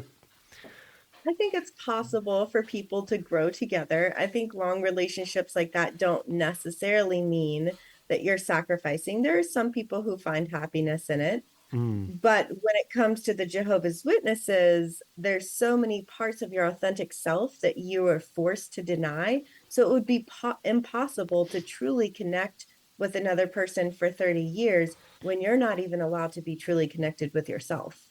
Yeah, we've got a few people in the chat room, which is really nice. So welcome to you. If you've got any questions you'd like to ask two ex-Jehovah's Witnesses, that's our common interest. I met Shannon on TikTok and I put a comment in there and said, you're a brave person. I love that you're sharing your story. And then we've decided that we'd get together and have a bit of a yarn about our upbringings. So Shannon's been in it since the age of 5. I was in it since the age of 22. Shannon's just turned 35. Congratulations. And I'm 53 years of age. And I've been out of it for 30 years. But every day, this religion comes knocking on my door some which way or form and reminds me that I was brought up in a religious cult. Hence why I fight these Ponzi schemes, because they're very similar. But one of the questions, stress relief is masturbation. You must love yourself first. Yeah. All right, let's go into question number 8. If we haven't already answered it, we can just pass by it. What was the reaction from the congregation and your JW friends when you left? I wouldn't know what their reaction is because no one called, texted, or talked to me. What I think their reaction I think it was tragic. I think that a lot of people who knew me knew that I was in a very abusive situation. Everyone knew that my father died by suicide. So to find out that I was disfellowshipped, I feel like the conversation in the preaching car groups probably sounded like, that's just so sad. That's so tragic. I know, but she can't just blame the Jehovah's Witnesses for her dad's death. I just hope she comes back to Jehovah. She was such a good person. Let's just keep praying that Give me she'll a come bucket. back. I've never been able to defend myself. I've never used my voice within the Jehovah's Witness organization after I left because I am literally kicked out and none of my friends or family member have talked to me since then. Hey, can I ask you? Except for, that's not true. My grandmother did tell me that I should come back to Jehovah because how will my father feel when he shows up in paradise and I'm not there? I tell you what, and do you mind if I ask your father's first name? John. John. My stepfather's first name was actually Robert. So I just wanted, hey, what I wouldn't mind doing, because I'm just going to have a bit of a commercial break here, and there's one of your TikToks I'm going to play here, if that's all right. Okay. I want to play you crying, because you did a good job of this. Oh gosh, not that one. No, it's going to be played, because this one here I felt for you, and this is what, oh, hold up, I got the right screen. Here we go. Let's listen to Shannon crying. See if you can connect with us. You want to know what it really looks like? It's a bit jumpy. We'll get there, though. Being an XJW, it looks like your uncle being in the hospital and you being told, well, we love you, but we love Jehovah too. Ugh. And it's probably not best that we talk. Ugh. So that translates in my brain as I will probably never see my aunt, my uncle, or my grandma before they die. Oh, you make me tear in my eye now. It's horrible. I feel like I already knew that, but somehow just having it said made it more real, and it just feels sad. It makes me think of the XJW organization that says, they make these t-shirts that say love never shuns. Just because we believe differently doesn't mean we have to be divided in that way. Oh, you're a very strong lady. Thank you for letting me share that. Well, I think you let me. It's incomprehensible. Like I say to people, my mother is, and this sounds terrible if you haven't been brought up in a Jehovah's Witness, but my mother is as good as dead. Not because I'm full of rage or hatred, but they call it reverse grieving, and that's where any communication that comes from my mother is a bonus. But if I view her as still alive, not wanting to talk to me, it's just horrible, you know? Yeah, it is. Yeah. And that's how I feel about my grandmother and my aunt and my uncle. They have so many amazing qualities. My uncle is a really amazing artist. My aunt is an incredible writer and so creative. And my grandmother holds so many stories that once she passes, I will never have access to. But it is as if they are dead now because me and my children are not allowed to have access to them because we are not Jehovah's Witnesses. Ugh. We are not allowed to hold different opinions than them and still maintain a relationship. Yeah, I want to play another one. Oh, this cart witnessing. Did you film that? So that was when I was in Taos, New Mexico, and I drove through there. My car door is right there. So I saw them when I first came around this curve, and my whole body lit with fire. I know. How dare them? Yep. Well, this is what lit me on fire, is that cart that they're holding up, it's in Spanish, but it's talking about mental health. Let's watch it. Fuck they gotta say about mental health. Right, like that. So I went inside, I did my shopping, and when I came out, I saw them again, and this time I was a little little calmer. And so I rolled down my window and I said, "Hey, ¿puedo sacar un foto? Can I take a picture?" And they were like, "Oh, yes." And they were getting ready for the picture and I snapped it. And then I said, "I think it's really interesting that you're out here trying to talk to people about their mental health, because me and my father used to be Jehovah's Witnesses until he died by suicide, and your organization damages people's mental health." Oh, boom. And the smiles on their faces quickly faded, but this is the live shot that I captured there. Oh, we're going to watch it, so let's have a look. It's quite good to be able to do this. Hopefully it comes up without any problems. Oh, I like the music.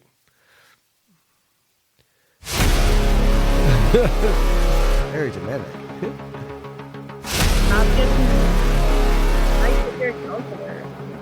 It's got I think I get the idea of that one. Good on you. What else can we? What's another one that play this one that says, "If you're going through a rough spot in life." If you're going through a rough spot in life. It's Okay. 1047. Yeah, and that's a good thing actually. I presume this is positive, and there is always a positive spin on all this stuff, isn't there? And we should focus on that too. You know, there is life after the cult. That's why you call cult life, isn't it? If you're going through a rough spot in life, here are 3 things about how I got through the hardest time period of my life. Boom. Nope. Jamming. Move. It's coming back. There it is. Which included, if you're going through a rough spot in life, here are 3 things about how I got through the hardest time period of my life.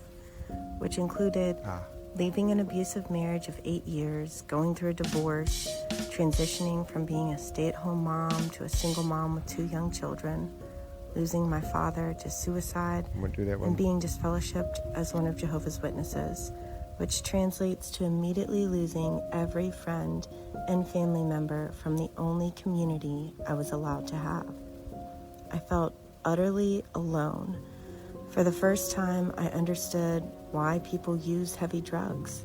I concluded that they must want to escape the same weight of emotional pain that I was experiencing, a pain that's not always visible on the outside. So here are 3 things that saved me. This song, Gotta Keep Your Head Up by Andy Grammer, driving the Blue Ridge Parkway, and writing.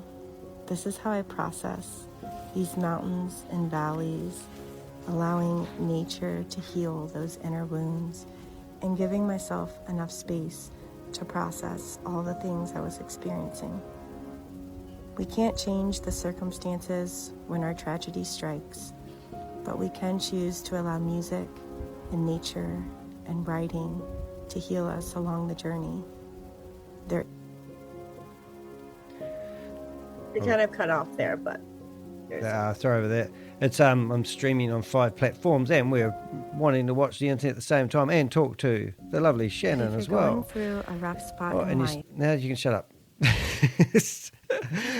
No, really good. Now, I just somebody in the chat room asked for your TikTok address, so you're going to have a few more followers. Please do search for the Crypto Ponzi Scheme Avenger and make sure you follow me as well, because I get jealous. She's doing really well with that. So no, I really think that's cool. And you've done really well on that. And you're going to, we might be able to do something more regular. I think we could come up with a topic and discuss it and bash it out, because I think more people need to speak about it, you know, and help people. Because you can use a lot of the stuff that we're using in day-to-day business, even if you weren't an ex-Jehovah's Witness. I'd like to think that we were a part of an extremist organisation. You know. All right, you another question? How are you doing? You still with me?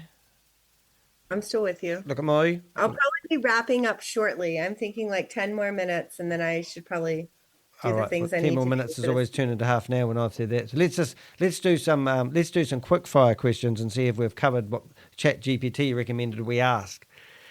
How did you handle being shunned by the community you had known for so long? Have you answered that? How did you handle it? Drugs, alcohol, sex, drugs, and rock and roll? You have to read my book. When is your book going to be published? So the first book of the first 26 years is going to end with me getting disfellowshipped, and now I'm a single mom. I'm in the world. My dad's died by side. I'm going through a divorce. And then my second book is called This Ends Now. And my second book is going to be about all of the cycles and crud and crap and stupid things that I did and things that happened to me because I was a very young, naive, uneducated person thrown into this world. Yep. So, I mean, the way I coped with it, I wouldn't say immediately turn to drugs and alcohol, but a little weed every now and then doesn't hurt nobody. I've never done it. I've never tried it. I'm too scared. Really? Oh, my sister had an addictive personality and she was a heroin addict in her last days. So I figured if I ever start this stuff, I'd probably never stop. Well, maybe just start it when you're like 70. So then you'll only waste like the last 10 years of your life. No, I'm just kidding. Don't do it if you don't want to, whatever. But how did I cope with being shunned? I felt really alone for a really long time. I got a counselor immediately. I wrote, I listened to music. Sometimes I had too much to drink. Brilliant. Sometimes I woke up with regrets. Sometimes I didn't. I mean, you deal with it the best way you can. Okay, I've got a guy that's just come into the chat room. He's actually my other co-host normally. You're a lot more attractive than he is, no offense, Rob. But he's called Crypto Sage of Critical Thinking, and he's asked us a question. So we might not need the rest of our 20 questions. What advice would she, Shannon is her name, have for someone in the position she was in? At which part? Where I'm already disfellowshipped or where I'm still in? No, when you're getting drunk after you've been disfellowshipped. What advice? I think I would say drink water and sleep. Yeah. Have a glass of water before you go to bed after getting drunk. Yeah. That's right. Yeah, don't eat and drink. I have nicer hair. Rob's got no hair. You've got no competition. Rob said he's got nicer hair than you and he's got no hair. All right. Mine's just a wig. We could probably both have an answer to that question. It is like people say to me, how do I stop people getting involved in these crypto opportunities? Because people message me and say, I've got a friend that believes it's not a scam. And what can you help me? And there's nothing you can do for some people. Some people, you can't help them. You've got to have a reason to get... You had a dramatic effect. You were in an abusive relationship for 8 years and you still didn't leave it. The elders kept patching up your relationship. And you had to go to the extremes of having relationships with somebody else, so you were forced, you put a wedge and kicked you out. So some people don't want out or don't know how to get out or don't have faith they can get out. So how do you convince someone to get out of a religious cult when you know? I mean, I don't think you do. I don't think that's our responsibility in life. I don't think that there's anyone that could have ever convinced me. I think the only thing that we can do is, like, for example, when I see witnesses cart witnessing, I will always speak to them, and I will speak to them with all of the kindness and all of the skill and all of the tact that Jehovah's Witnesses had inundated me with. Yep. But I will ask them things like, I used to be a witness until I realized that it wasn't good for my mental health. I used to be a witness until I learned about all the children and how they're being treated. So I will just bring up little pieces of information. And one that I brought up recently was, I've just found that I really enjoy thinking critically and not having to only think the way that Jehovah's Witnesses say I have to. And the lady responded by saying, oh, well, I have had doubts and I have thought about them critically and I feel very good with where I'm at. And I said, well, good. And if you ever have any doubts in the future, then I encourage you to think critically. I want to come across as a very sound, educated, grounded person who has thought critically about the religion and come to a conclusion that was different than theirs, in hopes that it will spark curiosity that will empower them to look outside of the witnesses for more information. Yeah. Start asking questions, It's kind of like being more inquisitive. Is that the right word? Yeah. Hey, I chucked the next 5 questions into the chat room. It's crashed now. It must have overloaded it. And I wanted people to pick the next question. The best question out of the 5 that we should ask you. However, my chat room's crashed now, so that was not much fun. Read and reply to messages on multiple platforms. Okay, so anyone want to ask a question around that? I don't know. Do you sick of questions? Have you got any good stories that you'd like to tell us about what was the most fun thing you did as Jehovah's Witness when you went out as a teenager? Was it going to the movies? Is it? It was wearing my bikini. Oh, that was a good story. I enjoyed that. Any guy likes a bikini story. Yeah. So, I mean, I'm just like a 16, 17-year-old teenage girl. I had nice curvy little body. Yeah. And me and my friends were hanging out. We were probably went preaching that morning, and we were looking for something to do. We had just got our licenses, and I said, oh, well, my homeschooling group is meeting at the lake today. We should go. So we put on the bathing suits. They weren't bikinis. That's not even a fair description. It was a 2-piece bathing suit that our parents had bought us that we wore on family vacation. And we went to the lake and we had a great time, and we left and we drove home. And when we got into my friend's house, her father, who was a raging alcoholic and a elder, because those two go really well together, he pulled me into his bedroom, and he just had a very clear conversation with me about why it was not appropriate for us to be wearing 2-piece bathing suits. What type of example did that set for other people in the congregation? How did I think that other men could view me? What type of thoughts could be in other men's heads about showing some of my body? And and he shared the scripture about, I can't remember exactly what it says, but basically it's better to tie a stone around your neck and throw yourself into the sea than to stumble a brother. So I just kind of felt really shitty. And I also felt really gross that all of those brothers, those men that were bringing their children to the same lake to go have family fun together, were thinking of me in a sexual way. That was disgusting. No. I remember I was asked to be the best man at a mate's, they'd asked to be the best man at a mate's wedding, and I declined because his partner was, she was very chesty and she was always hanging out of her clothes, and I didn't think she dressed appropriate. And so I didn't want to be his best man at his wedding because I didn't think she was, in good standing. So that's how high and mighty I was at the time. And then ironically, he asked my other best man to be his best man instead. And then the other guy got married and he asked me to be his best man as well. And I come up with some other reason why I couldn't, because I was higher than mighty. So both of them asked me first and then finished up being each other's best man.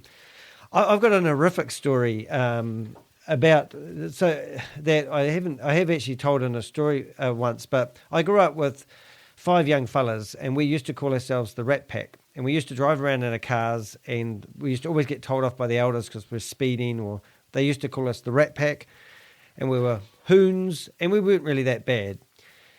But one of my mates, I don't know how to explain this, but one of my mates was, when I got kicked out of the organisation, one of my mates married this lady I just told you about, and he was delivering pamphlets one day in the country, and his wife and his child was in the car, and the truck was coming down the road, and the truck started veering over the other side of the road, and actually he tried to get out of the way and he couldn't. So his wife literally saw him get ran over by a truck right in front of us and died. So I grew up with that guy. So they had a memorial service because the witnesses don't do funerals as most people know about it. And there was about 250 people there. So because it was a public event and I had the balls to, and he was a good mate, I grew up with him, and also I was asked to be his best man, I bowled along and went to it. Now, a third of the people in there weren't Jehovah's Witnesses, but they knew that I were, and they were coming up to me and talking to me. And I wanted to pay respects to my mate.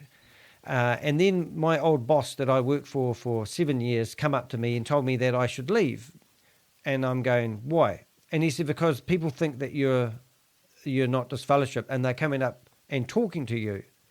And, you're bringing reproach, against the organisation. And, I said, well, put a sign around my neck and say I'm disfellowshipped if you want, but I'm not leaving. And I was with my partner at the time. She had nothing to do with the religion. Anyway, then his son come up to me and he whispered in my ear. He wouldn't talk to me, and he's going, come back to the church. Come back to the church. And people would walk past me and they'd rub their hand down my back to say g'day, but wouldn't say anything. It was just the most weirdest thing that I've ever sort of had experience. And I'm looking around at everybody, and I knew them all. Some people were just talking to me like I was good old Dan. And then my boss come back up to me again, my old boss, and he had another go at me. And I just leaned over and said, look, you've lost it. And I remember I said to my partner, look, I've done my respects to my mate. I'm just going to leave. And as I'm leaving, the mother of Grant, who died, come up to me. And she said, look, Danny, I know how hard it would have been you to come to this funeral today. And she said, Grant would have been really proud of you doing this, and gave me a big hug in front of everybody. So it was like, stuff you guys. And then I remember just walking out, and as I walked out the door, I just burst into uncontrollable tears. And I still remember that feeling. And I just thought, what the hell just happened? I went to pay my respects to someone who died and basically got ridiculed by everyone. Well, not everyone, but a lot of people there. And then the person that should have really mattered come up and thanked me for coming, the mother. Since then, she's passed away. Since then, his brother passed away. And all that's left is the staunch elder, who was the father. He's lost his whole family.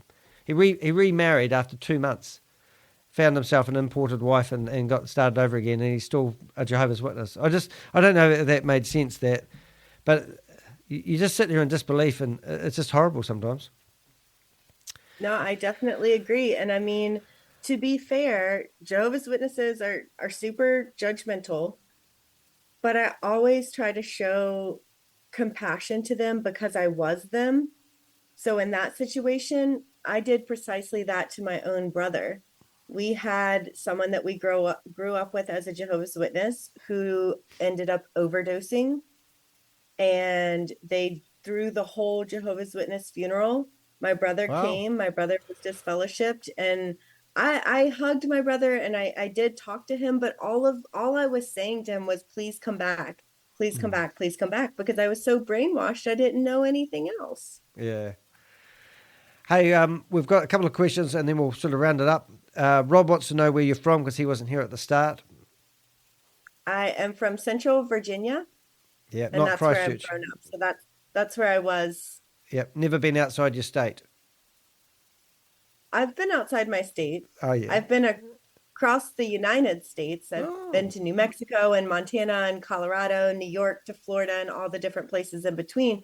I've just never been out of the country more than Canada, and hopefully that will be changing soon. Yeah, no, cool. What do you miss about leaving the Jehovah's Witnesses? Which is actually quite an interesting question, really.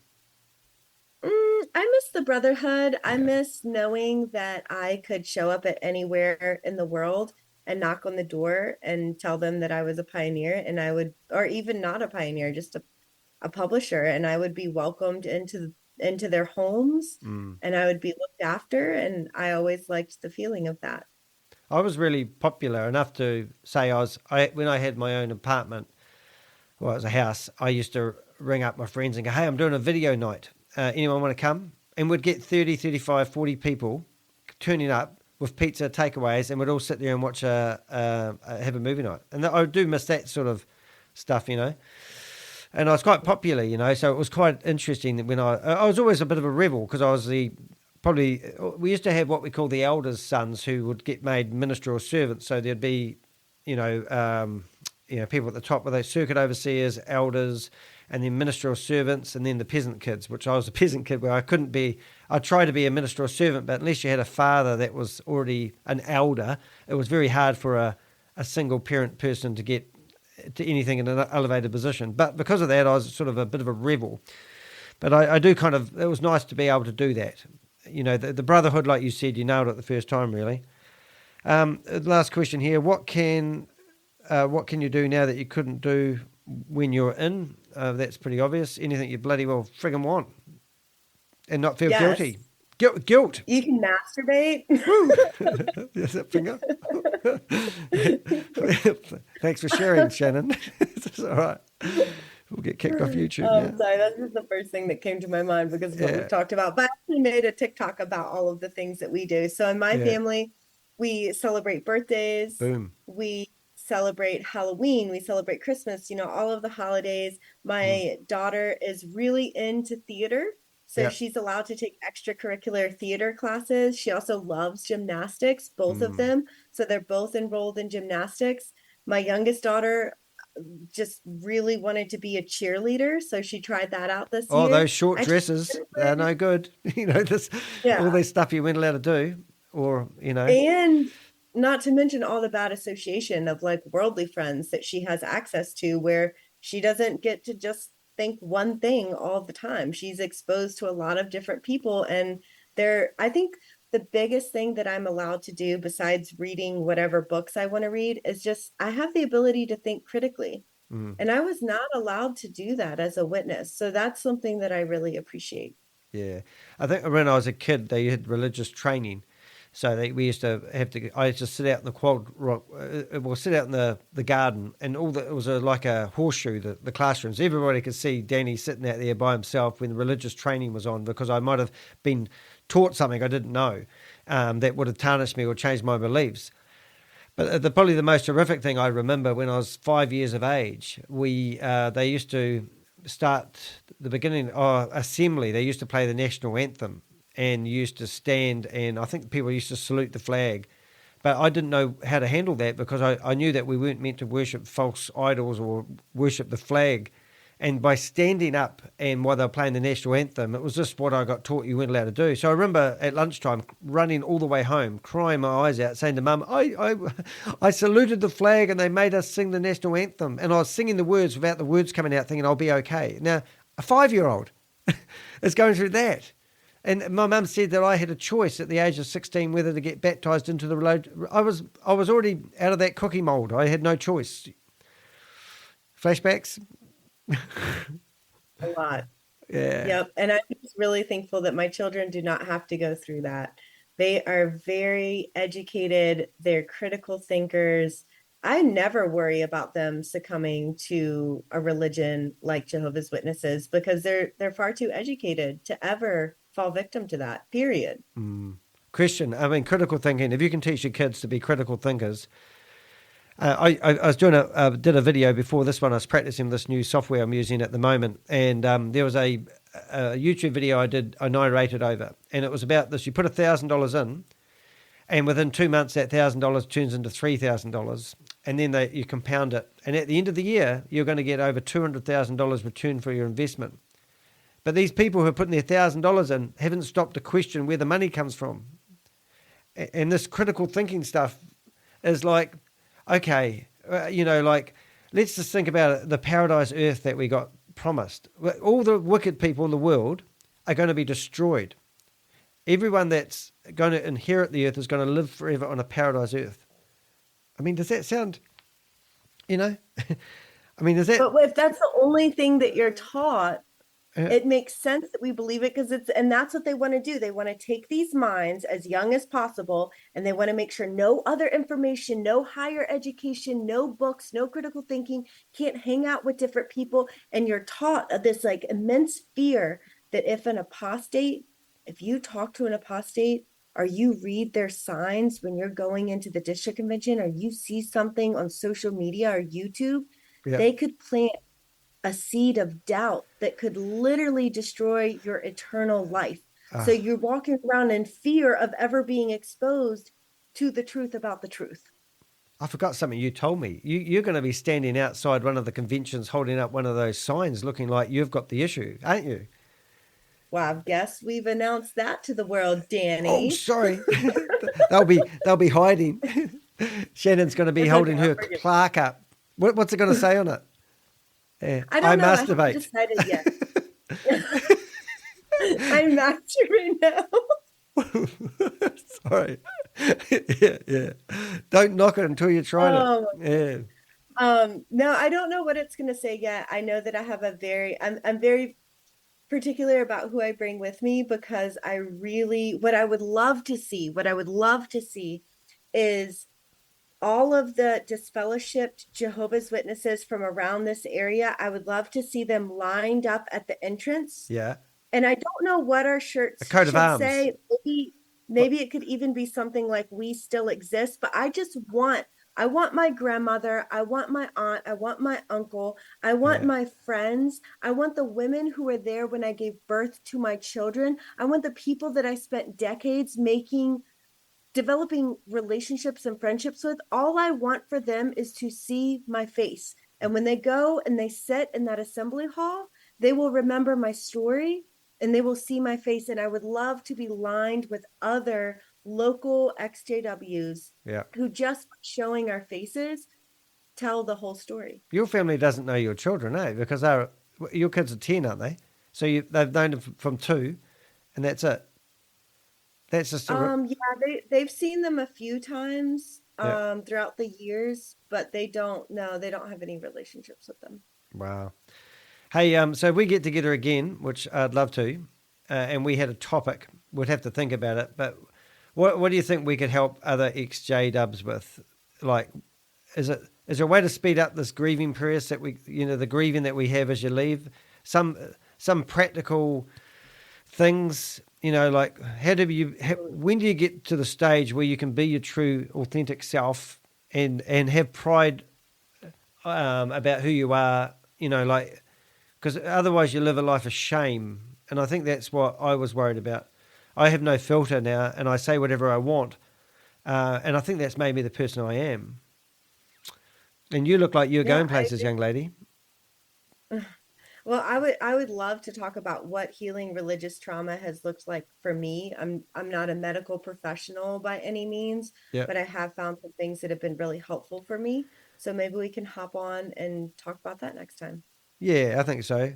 We've got last comments here. We've got Richard, my truck driver mate, who listens to us like it's a religion. Thank you. What about God is different from not having the benefits of brotherhood? What about God is different? Not sure if that reads right. Is he saying you can have brotherhood without God? I don't think so. You can't see the chat, can you? I do want to mention that I will hop on the chat after this, and I'll make sure I leave my contact so you can find me on TikTok or Instagram. And I'm looking forward to seeing all of the comments. If we missed any, just know that they're very appreciated. Yeah, and if you go into the live chat replay, you can see all the questions along the way. And also remember, we're streaming on Twitch and Kick and something else. Facebook. I've got, and it was all to do with the Crypto Ponzi Scheme Avenger, which is one of the reasons I bust these Ponzi schemes, because they remind me of these religious cult. Okay, well, thank you very much. I think that's probably it. I'll probably let you disappear and we'll correspond via TikTok or, and what would you like people to do with your TikTok? Like all your videos, put a comment, hit the thumbs up. Yeah, comment. Let me know what your thoughts are. Let me know if you like the content. Yeah. I've had someone, give me some feedback. I shared certain things about why Jehovah's Witnesses don't celebrate birthdays, but I forgot some things. The person who decided to let me know that is currently a Jehovah's Witness who shouldn't be looking at my stuff anyway. I know. Often I get into these discussions with those people. I know. I'm like, you're not even supposed to be here. You're going to end up getting kicked out and you're going to only be able to hang out with us if you keep up this behavior of critically thinking. I think I told you in our last chat, I haven't told these people, I said every time somebody says to me, have you thought about coming back? I go, well, I have, but then I think I'd rather shoot myself in the face than come back to the Jehovah's Witness organisation. And they go, ooh, and I go, ooh. Yeah, but no way. And it's not like we're angry or bitter about it. We've just learnt better. We've critical thought. I got kicked out of it, okay. I got kicked out of it again, okay. But now I think I feel sorry for the people that are caught into it, who have to, it's like a pillar in their life, where if they take that away, they're going to collapse. Well, they took the pillar away from my life that I thought I needed, and I'm stronger than ever. And so are you. And you're awesome. And I thank you so much for coming here and sharing your story, because it helps others. So I'm going to love you and leave you.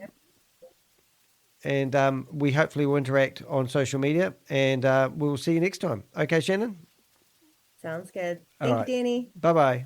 Bye.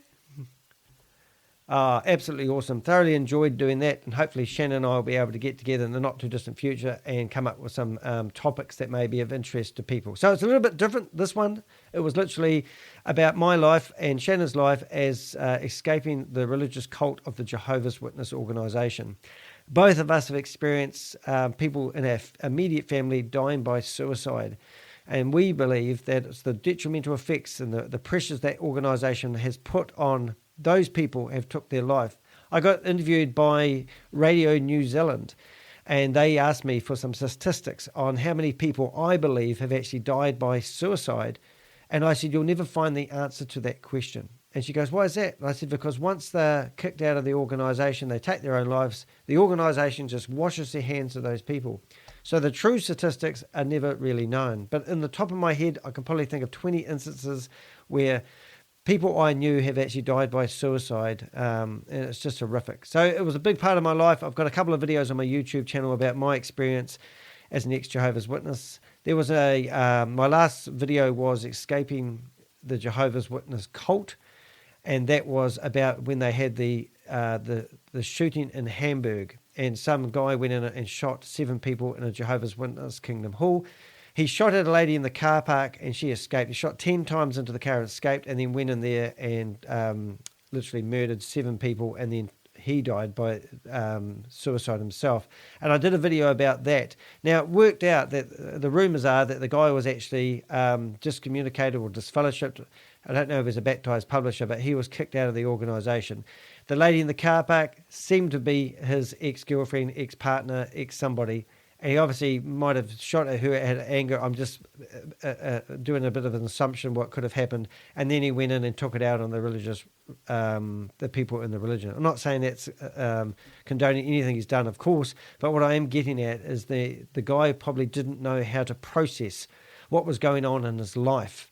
And a lot of people out there don't know how to process stuff. I'm quite strong. I can speak out about my upbringing as a Jehovah's Witness. I don't care anymore. My mother, who's now 80 years of age, doesn't want anything to do with me. In fact, she even went to the courts to defend herself because she was frightened that she didn't have the freedom to exercise her religion. And I was trying to stop it because I put a video on YouTube telling people about my life as a Jehovah's Witness and an ex-Jehovah's Witness. It's a shocking thing, these cults. And this is why I'm doing this stuff about the Ponzi schemes, because people believe what they get said. Become a critical thinker. Rob, he's in here. He's a crypto sage of critical thinking. Question people. Don't just believe what you hear. Question them. Get into it. Hey, I'm Danny the Hick, and you've been listening to the Crypto Ponzi Scheme Avenger. And I'm going to try and figure out how to switch all my lives off. And this was my first big live where I've actually been broadcasting on 5 different platforms at the same time. And I'm using a bit of software called Restream. And now I've got to figure out how to turn it off so that you guys enjoy it. So the only way I can think about doing this successfully is by doing my normal sign off. And I'm going to say, you've been listening to Danny the Hick, aka the Crypto Ponzi Scheme Avenger. I had a whole page in the New York Times about my quest to name and shame anyone running a Ponzi scheme or promoting a Ponzi scheme or a scam. And now I'm talking about my life as an ex-Jehovah's Witness and the detrimental effects it had on myself and the people that are involved in my family. Thank you for watching, and I look forward to seeing you in the next live. See yous. You've been listening to Danny the Hick, aka the Crypto Ponzi Scheme Avenger. Thank you for getting to this end of the podcast. Hope you've enjoyed it. Feel free to search me out on the internet. Just search for Danny the Hick. You'll find me all over the place. I have an awesome YouTube channel which I do videos every week. So just go to youtube.com/the Hick and you'll make my day. Hey, thanks for listening, and please do make sure you subscribe. And any comments, feedback or suggestions, find my website and send them through. Have a great day.